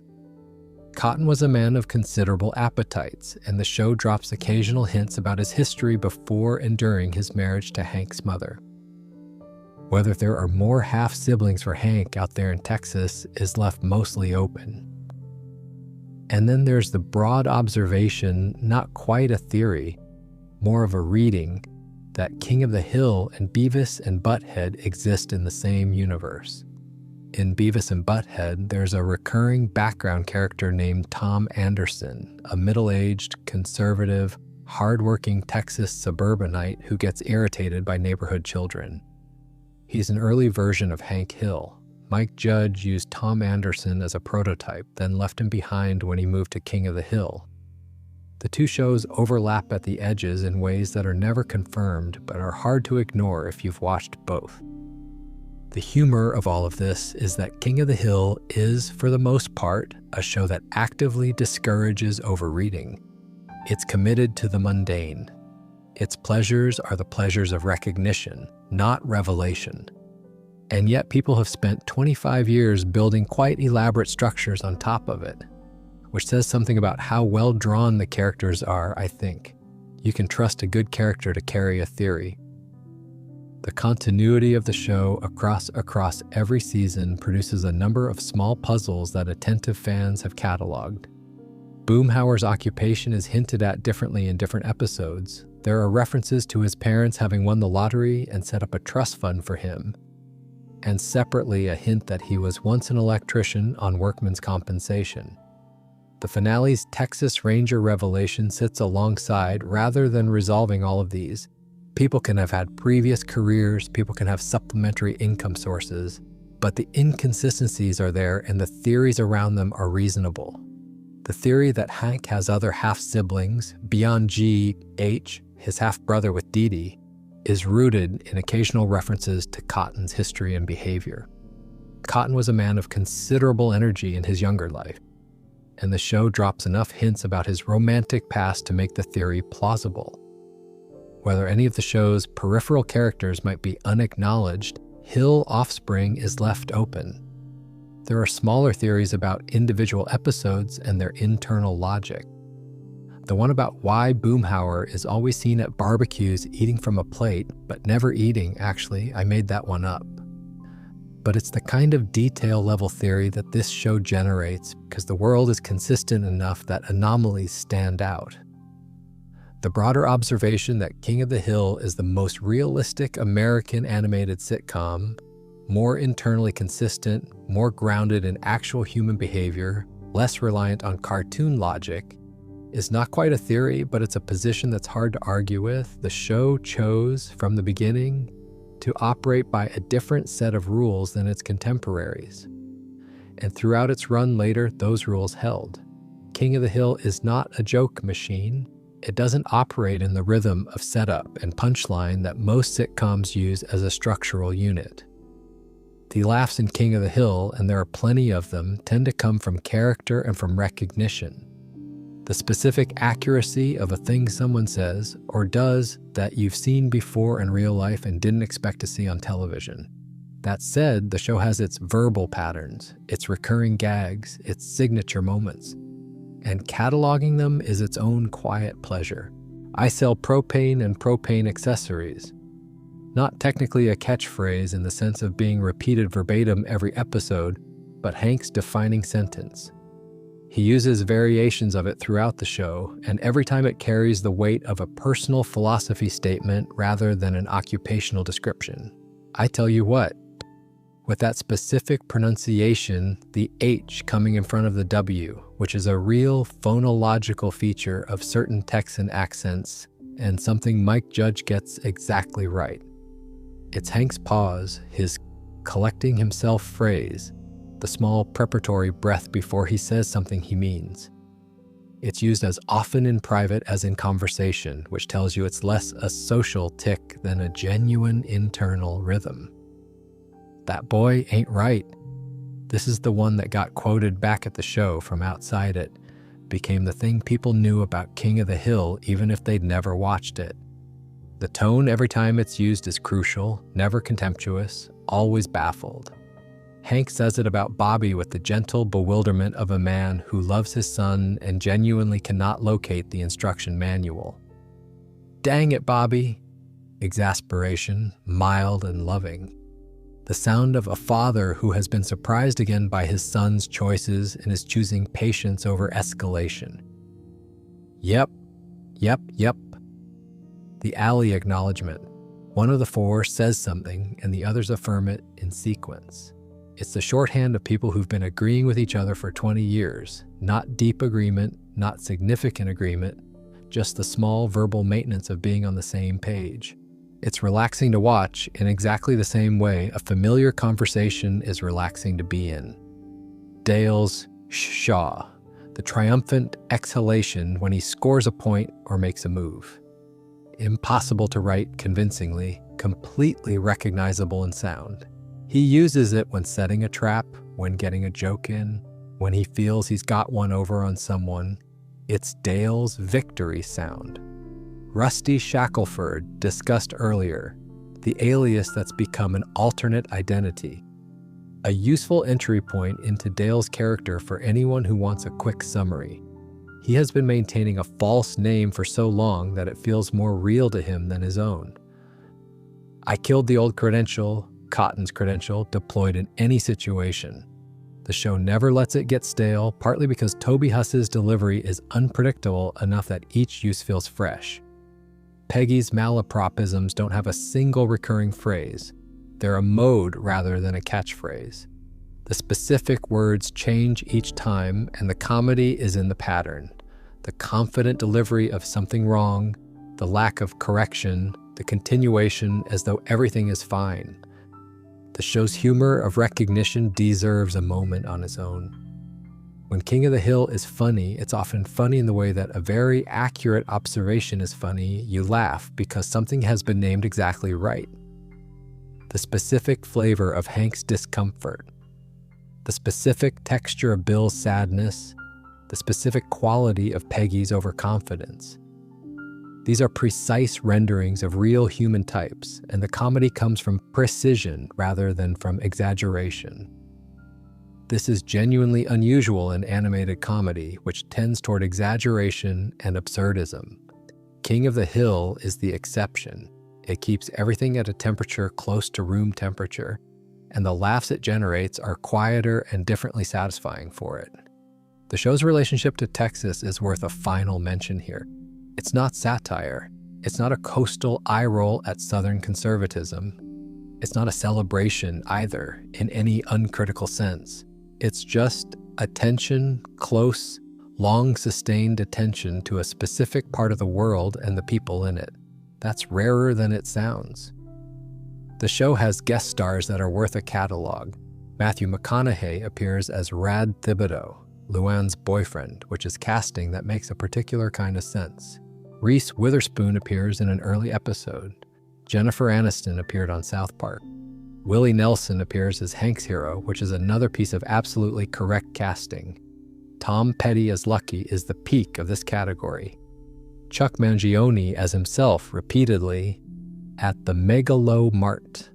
The animation style produces its own recurring visual gag that's easy to miss if you're not looking for it.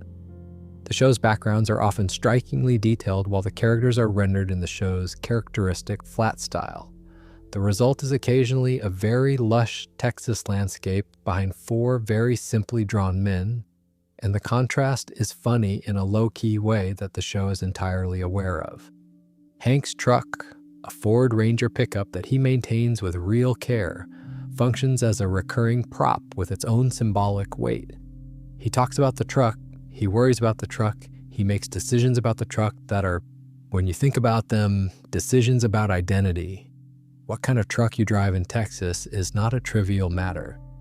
The truck is also the site of several important conversations because something about being in a vehicle with someone makes the conversation that happen easier.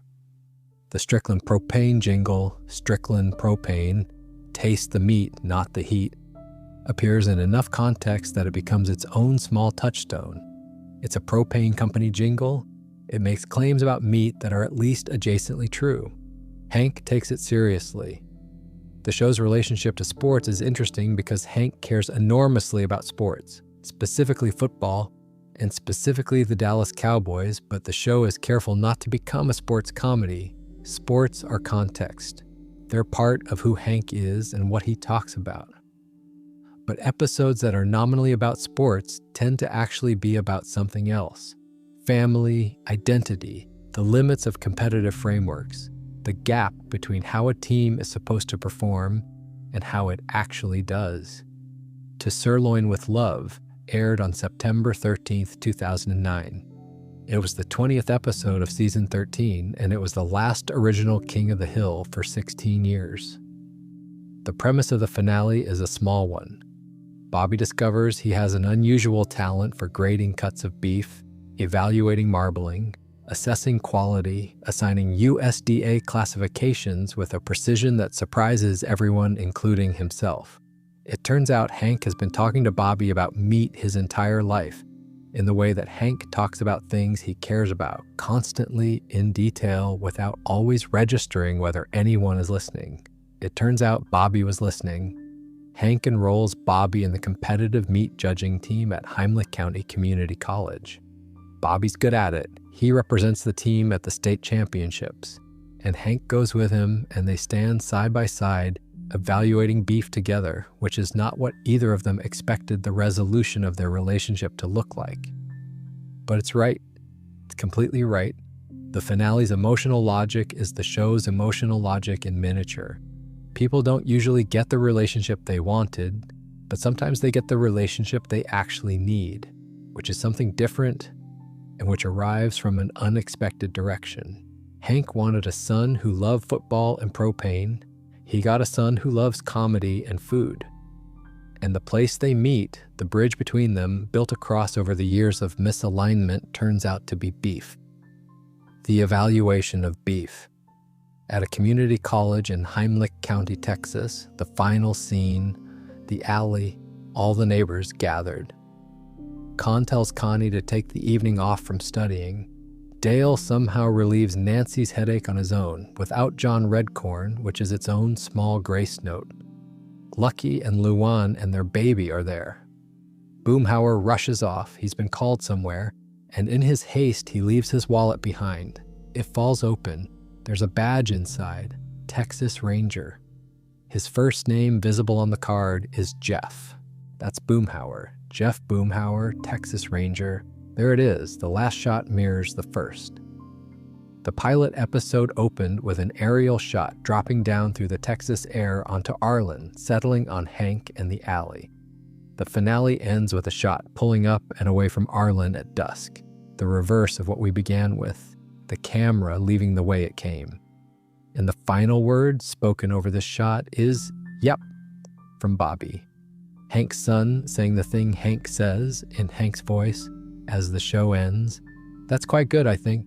The show's legacy is worth a moment. It was never the loudest thing on television. It didn't generate the cultural conversation that The Simpsons did in its peak years, or that South Park has sustained. It wasn't the critical darling the way some of its contemporaries were. It was just there, consistently for 13 seasons, being itself. And what it was a show that trusted that ordinary lives, told carefully and with attention, are worth taking seriously. That's not a small thing. Most television doesn't believe that. Most television thinks the story only matters if the stakes are large. King of the Hill thought the story mattered if the characters were real. It turned out to be right. Johnny Hardwick, who gave Dale Gribble his voice for the show's entire original run, and also served as a writer and producer, died in August 2023. Toby Huss, who'd spent years voicing Cotton and Con on the same show, has taken over as Dale for the Hulu revival. By available accounts, it's been handled with real respect. Brittany Murphy, who voiced Luann throughout the original run, died in December 2009, 3 months after the finale aired. She'd been with the show since its beginning, since she was 19 years old. The Hulu revival, which began airing in 2025, picks up with the characters in the present day. Bobby has grown, Connie has grown, Arlen has changed in the ways that places change when 15 years go by. The alley is still there. The show is, apparently, still itself. There's something reassuring about that. The idea that Hank and Dale and Bill and Boomhauer are still in that alley somewhere, with their Alamo beer and their comfortable shorthand and their Texas evenings. That some things persist. The 4 episodes that Fox didn't air before the official finale are worth acknowledging.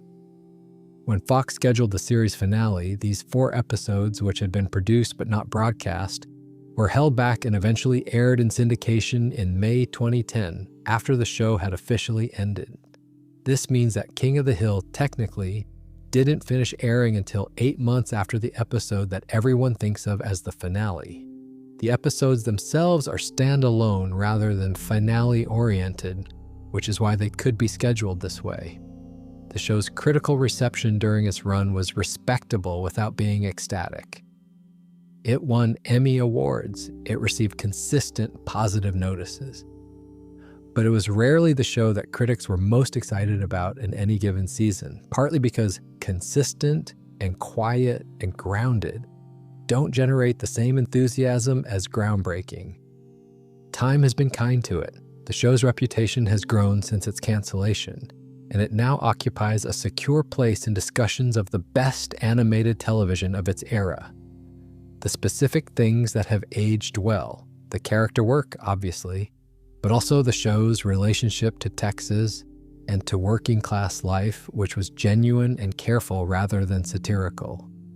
The friendship between the 4 alley characters, the Hank-Bobby relationship, the show's patience with its own premises. The revival's existence is itself a kind of endorsement. Someone looked at King of the Hill and decided it was worth continuing, worth finding what these characters look like 15 years later, worth asking what Arlen looks like in the mid-2020s.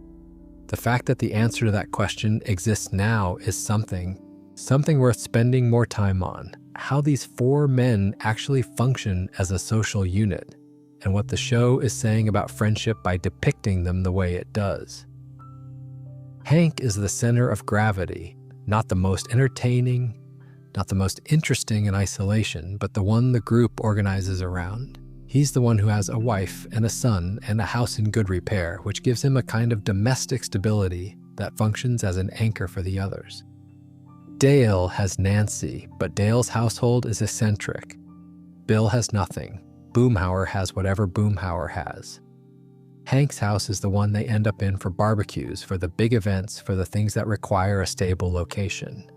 He is structurally the thing the group leans on. What Hank gets from the group is more interesting. He gets, I think, the experience of being known without having to explain himself. These men know who he is. They don't need context. They've been standing in this alley for 20 years, and they've stopped needing the beginning of any sentence because they were present for all the beginnings. There's a specific luxury in being with people who knew you when you were young and have watched you become whatever you've become. It's the luxury of continuity. It's something Hank, who values continuity, finds deeply important. Dale gets something different. He gets an audience for the conspiracy theories, which he needs even though the audience is not a credulous one. He gets proximity to Hank's reliability, which he would never acknowledge needing but probably does. He gets the ongoing drama of his relationship with Redcorn and Nancy, which he processes by standing in the alley and being adjacent to people who know the whole story without knowing that they know the whole story. That's a complicated thing to be, and the alley is where Dale stands while being it. Bill gets presence. That's the primary thing. He gets the experience of being somewhere with people at a regular time, which is a structure that his home life mostly lacks. The alley is Bill's appointment that he keeps. Boomhauer gets, I suspect, a kind of normalcy that his professional life, if the Texas Ranger theory is correct, doesn't provide. Whatever he is when he's at work, whatever that involves, the alley is the place where he is just a person standing with his friends. The beer's cold, nothing is at stake. He can say whatever he wants in whatever way he says it, and the others will respond as though it's perfectly clear. King of the Hill built a supporting world that rewards attention. The minor characters of Arlen are specific enough to feel like real people rather than background noise. Principal Moss, who runs Tom Landry Middle School with the weary authority of someone who has seen everything a middle school can produce and made his peace with it. He appears in Bobby's storylines and in Hank's occasional encounters with the school administration, and every appearance is consistent. He's a man doing a difficult job with limited enthusiasm but genuine competence. Reverend Strope, the female minister who arrives at Hank's church in the middle of the series. Hank's initial resistance to her is clearly depicted as a limitation of Hank's rather than a reasonable position, and the show's patience in moving him from resistance to genuine respect is characteristic. She's good at her job. He notices this. He comes around. Enrique, Hank's co-worker at Strickland Propane. He's been at the company almost as long as Hank, has his own professional pride, and provides a different perspective on the propane business and on Arlen than Hank's. His scenes with Hank have a collegial warmth, people who've worked alongside each other long enough that the relationship has settled into something comfortable. Khan's Country Club, to which he aspires and occasionally achieves membership, functions as a recurring aspirational marker in his storylines. The country club represents the social arrival he's been working toward, and the episodes where he's included or excluded from it trace his relationship to Arlen's social structures. If you had to say what King of the Hill is about, not the plot, not the characters, but the underlying thing it keeps returning to, I'd say it's about the gap between who we are and who we think we should be, and the slow, uncomfortable process of closing that gap or accepting it. Hank thinks he should have a son who loves football. He has a son who loves comedy. The gap between those two things is through the run of the show's central storyline. Peggy thinks she should be a Pulitzer-winning journalist. She writes a column for the Arlen Bystander. Dale thinks the world should operate according to his ideological framework. It doesn't, conspicuously. Bill thinks he should have Lenore back. He won't. None of these gaps fully close. The show doesn't believe in complete resolution. What it believes in is the slow, gradual, usually unarticulated process of people learning to live within their actual circumstances rather than their imagined ones. Hank can't make Bobby want to play football, but he can stand next to Bobby at a meat judging competition and feel something that turns out to be pride. That's not the same as the original wish, but it's something real. There's a Texan stoicism to the show's worldview that I find quite beautiful. Things don't get said, things don't get resolved in the conventional sense. People keep going. They stand in the alley, they drink their beer, they show up for each other in ways that don't require acknowledgement. And that, the show argues, is enough. It's actually quite enough. King of the Hill is one of the few animated shows that was genuinely interested in the passage of time. Characters age slowly. Bobby's relationship with Connie changes in ways that reflect actual adolescent development. Luann moves through stages. Cotton gets older and weaker. Hank's relationship with his body, his knee, his urethra, his general sense of his own physical reliability evolves. This is unusual in animation, which often uses the evergreen model. Characters are frozen at a particular age, and the show never has to deal with what happens when they grow. The Simpsons children have been the same age for decades. King of the Hill was willing to let things move, which gives it a different relationship to consequence. Things that happen in Season 2 are present in Season 10. Characters remember things. The world accumulates. The finale works partly because of this accumulated time. By the end, Hank and Bobby have 13 years of history between them, and the meat judging scene means something because we've watched all of it. Without the 13 years, it's a nice moment. With them, it's the right ending. I want to come back to this because I think it's the thing that actually makes the show work as a piece of late-night viewing. Arlen doesn't have dramatic architecture, it doesn't have beautiful cinematography, it doesn't have the visual splendor of somewhere you'd want to visit. It's a flat, warm, plain suburban Texas city with wide roads and ranch houses and a megalo mart. And yet, after enough time with it, Arlen feels like home. The feeling that I'm describing, the one that makes King of the Hill specifically good for late night watching, is the feeling of returning to somewhere familiar. The alley looks the same. The houses look the same. Hank's truck is in the driveway. The beer is Alamo. The evenings are warm. The show built a world that you can re-enter without effort. You don't need to remember where you left off. You don't need to catch up on plot. You can arrive anywhere in that time of Arlen, and you're immediately back because the place has a texture that's instantly recognizable. That's rare. It's genuinely rare in television, and it's the particular gift of a show that trusted its own quiet rhythms enough to maintain them across over 14 years without ever trying to be something different. Late at night, when I think about King of the Hill, which apparently I do, given that I've just spent 2 hours talking about it, I keep coming back to the four of them in the alley. There's something I find very restful about that image. Four men, not young, not dramatic, not particularly remarkable in any external sense, standing in a Texas alley in the early evening with their beers and their decades of shared history. They're not solving anything. They're not becoming anything. They're just there, together, the way they've been together most evenings for as long as any of them can remember. The show built its whole world around that image, and the world it built is one of the gentler, more honestly observed ones that American television has produced, which is enough, which is, honestly, quite a lot. There are certain episodes that feel like the show's truest expressions of what it was trying to do, and it's worth naming a few of them if you're thinking about where to start or where to return. Halloween is the show's Halloween episode from the first season, where Hank's neighborhood faces a dispute about trick-or-treating.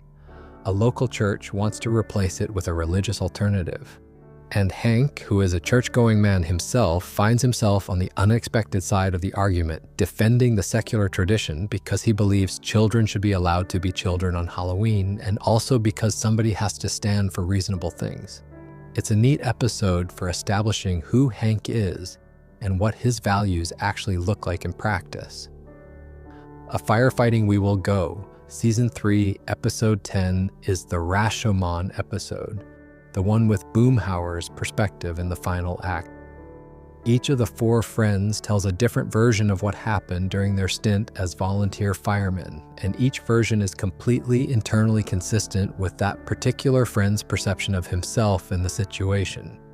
Dale's version has himself as the competent one, Bill's version is sadder, Hank's version is the most orderly, and then Boomhauer's at the end, which is crystal clear from his side and completely incomprehensible from outside.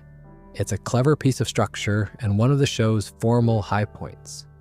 Bobby Goes Nuts, Season 6, is a standout episode, but it did not win an Emmy, and it earns its reputation. Beyond the specific comedy of the self-defense moves, the episode does something interesting with Hank's response, which is to try to teach Bobby conventional fighting techniques and discover that his son, who is not built for conventional fighting, has nonetheless found his own form of effective self-defense. There's a lesson in there about working with what you actually have rather than what you expected to have. The show delivers it without announcing it. Peggy Hill, The Decline and Fall, Season 4, is the parachuting episode, where Peggy's confidence leads her to attempt a skydiving jump, and she falls and breaks a very significant number of bones. The episode is interesting because it takes the injury seriously. The recovery is not quick or easy, and Peggy's determination to be who she is despite what happened to her body is both funny and genuinely admirable. Death Picks Cotton, Season 12, is Cotton's final episode, and it handles his death with the show's characteristic restraint. Cotton has unfinished business in the way that difficult fathers tend to have unfinished business at the end, and the episode doesn't resolve it neatly. What it gives you instead is a last glimpse of Cotton being fully himself. Demanding, opinionated, impossible, and completely alive, before he isn't any of those things anymore. It's quietly devastating. The animation of King of the Hill is worth a sustained look because it does something that not many animated shows attempt. It tries to be boring in a specific way that turns out not to be boring at all. The character designs are, as noted, deliberately unglamorous. Hank is a stocky man in a white t-shirt. Peggy has the haircut she's had since sometime in the 1980s. Dale's sunglasses and cap are the same every episode. Nothing about the character design tries to make anyone look cooler than they are. This is, for animation, a meaningful choice. The medium usually exaggerates attractiveness or exaggerates ugliness for comedic purposes, and King of the Hill does neither. The backgrounds are actually where the show's animation is most accomplished. The suburbs of Arlen are rendered with a detail and care that the foreground characters don't quite match, which creates an interesting visual effect. You're always aware that there's a real world happening behind these very flat people. The fencing in the alley, the specific shrubbery of the hill front yard, the quality of light on a Texas afternoon. These are depicted with genuine attention. The show's visual comedy works through small physical details. The way Hank stands, arms slightly out from his sides, as though always prepared for physical exertion. Dale's slightly hunched conspiratorial posture when he's about to say something he thinks is important. Bill's overall bearing, which is the bearing of someone who used to carry himself well and no longer quite remembers how. Boomhauer's easy physicality, the body language of someone comfortable in their own skin. The show's sound design is worth a note. The ambient sound of the alley scenes, the distant traffic, the occasional dog, the quality of suburban evening quiet is consistently present and consistently right. Texas in the evening has a specific sound, and the show gets it. The music throughout the series is largely diegetic country and classic rock, the kind of music that would actually be playing on Texas radio stations in that year through 2009. The show doesn't use an ironic distance from this music. When country music plays in a scene, it's because the characters would be listening to country music. When classic rock appears, it's because someone turned on the radio in a truck.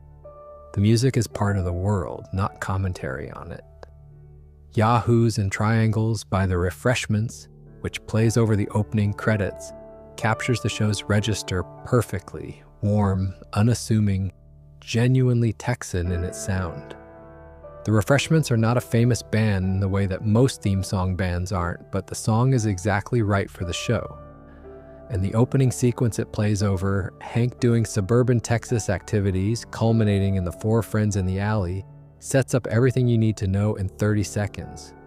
Chuck Mangione's Feel So Good, played by Mangione himself within the fictional world of the show at the Megalo Mart, is a running joke that accumulates meaning across the series. It starts as an absurdist detail and becomes a kind of anthem of gentle American commercial optimism. This smooth jazz playing over the mundane transactions of a big box store, nobody particularly noticing, life continuing. There's something very King of the Hill about that.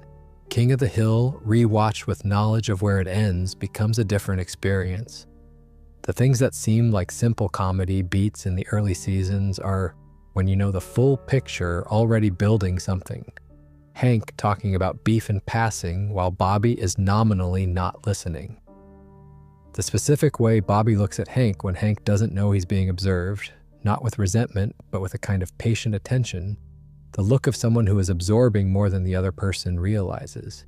Cotton, in his earliest appearances before the show has fully established his history, plays slightly differently than he does once you understand everything that he is and everything he did to Hank by being exactly what he was.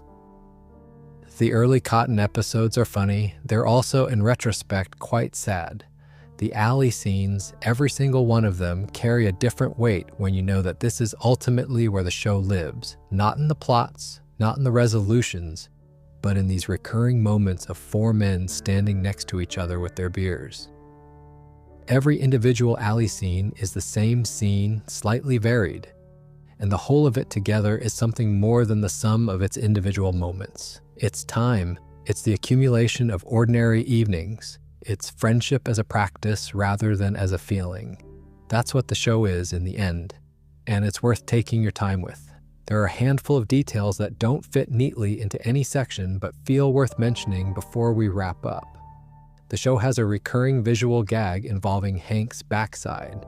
The character design is such that Hank's rear profile is distinctive, flat, squared off, the posture of a man who has spent decades in a specific physical relationship with propane tanks and manual labor.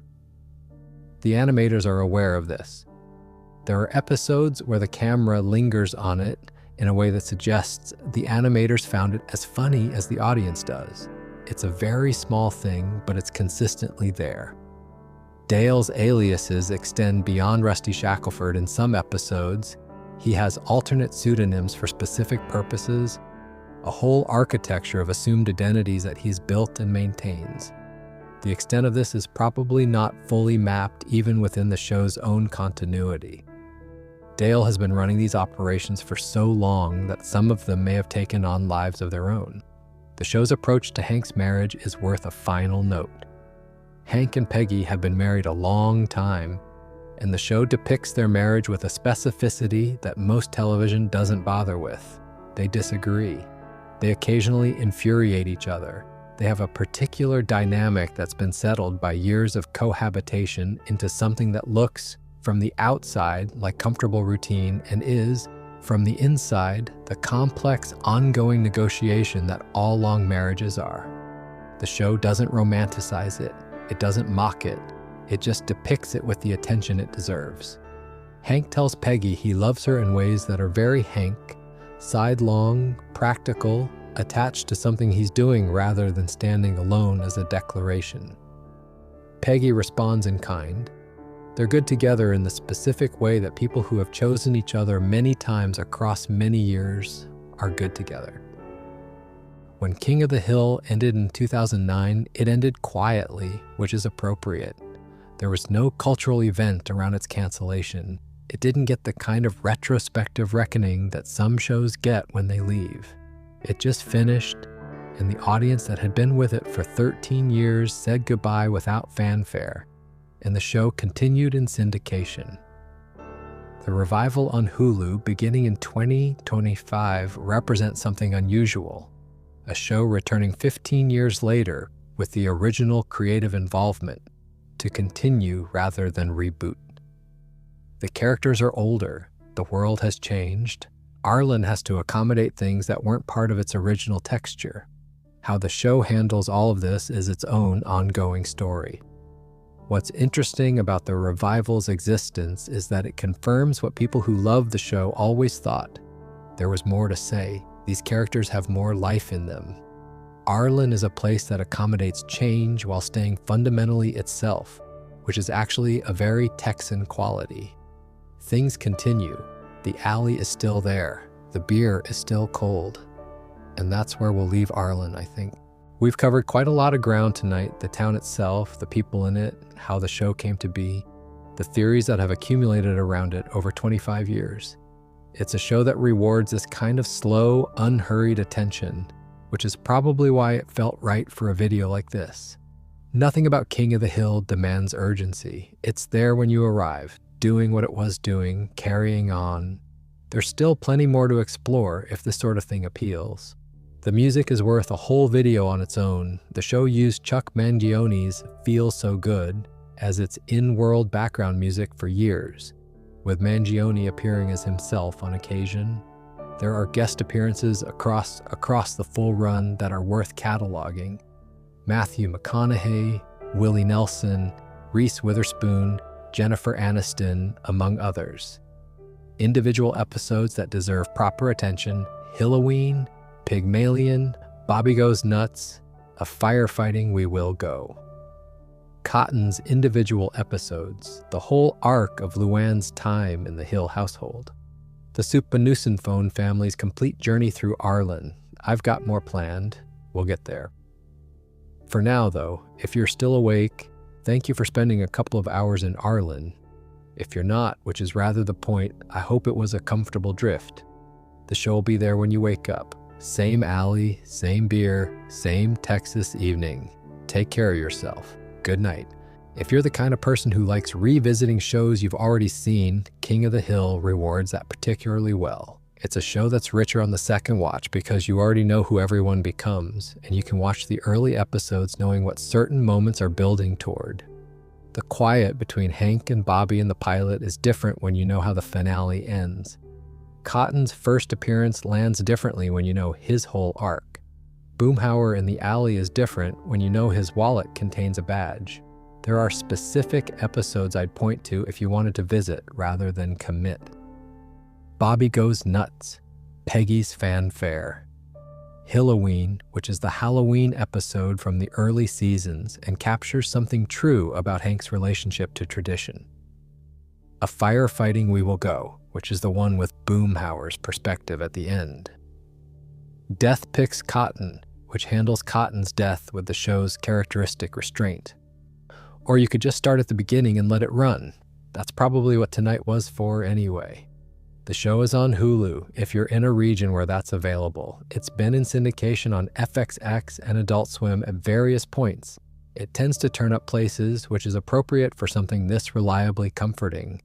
Take good care of yourselves. There's more where this came from. I keep coming back to Bobby because I think he's the character who does the most work in the show without getting the most credit for it. He's the proof of concept for the show's central argument, that the life you actually build with the people you actually have is worth more than the life you imagined you were going to build. Bobby is not what Hank imagined. Bobby is better than what Hank imagined, in ways that Hank takes 13 years to fully see.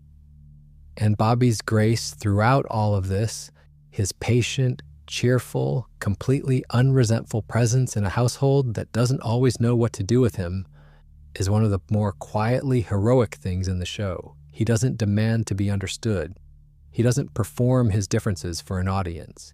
He just keeps being Bobby, keeps turning up in the alley with his dad's friends and making them laugh, keeps finding the angle that makes something funny, keeps eating the interesting food and watching the comedy and being interested in the world. The finale is his as much as it's Hank's. He's the one who says, "Yep," at the end. Their backyard is what the camera pulls back from in the dusk. He's the one who inherited the word,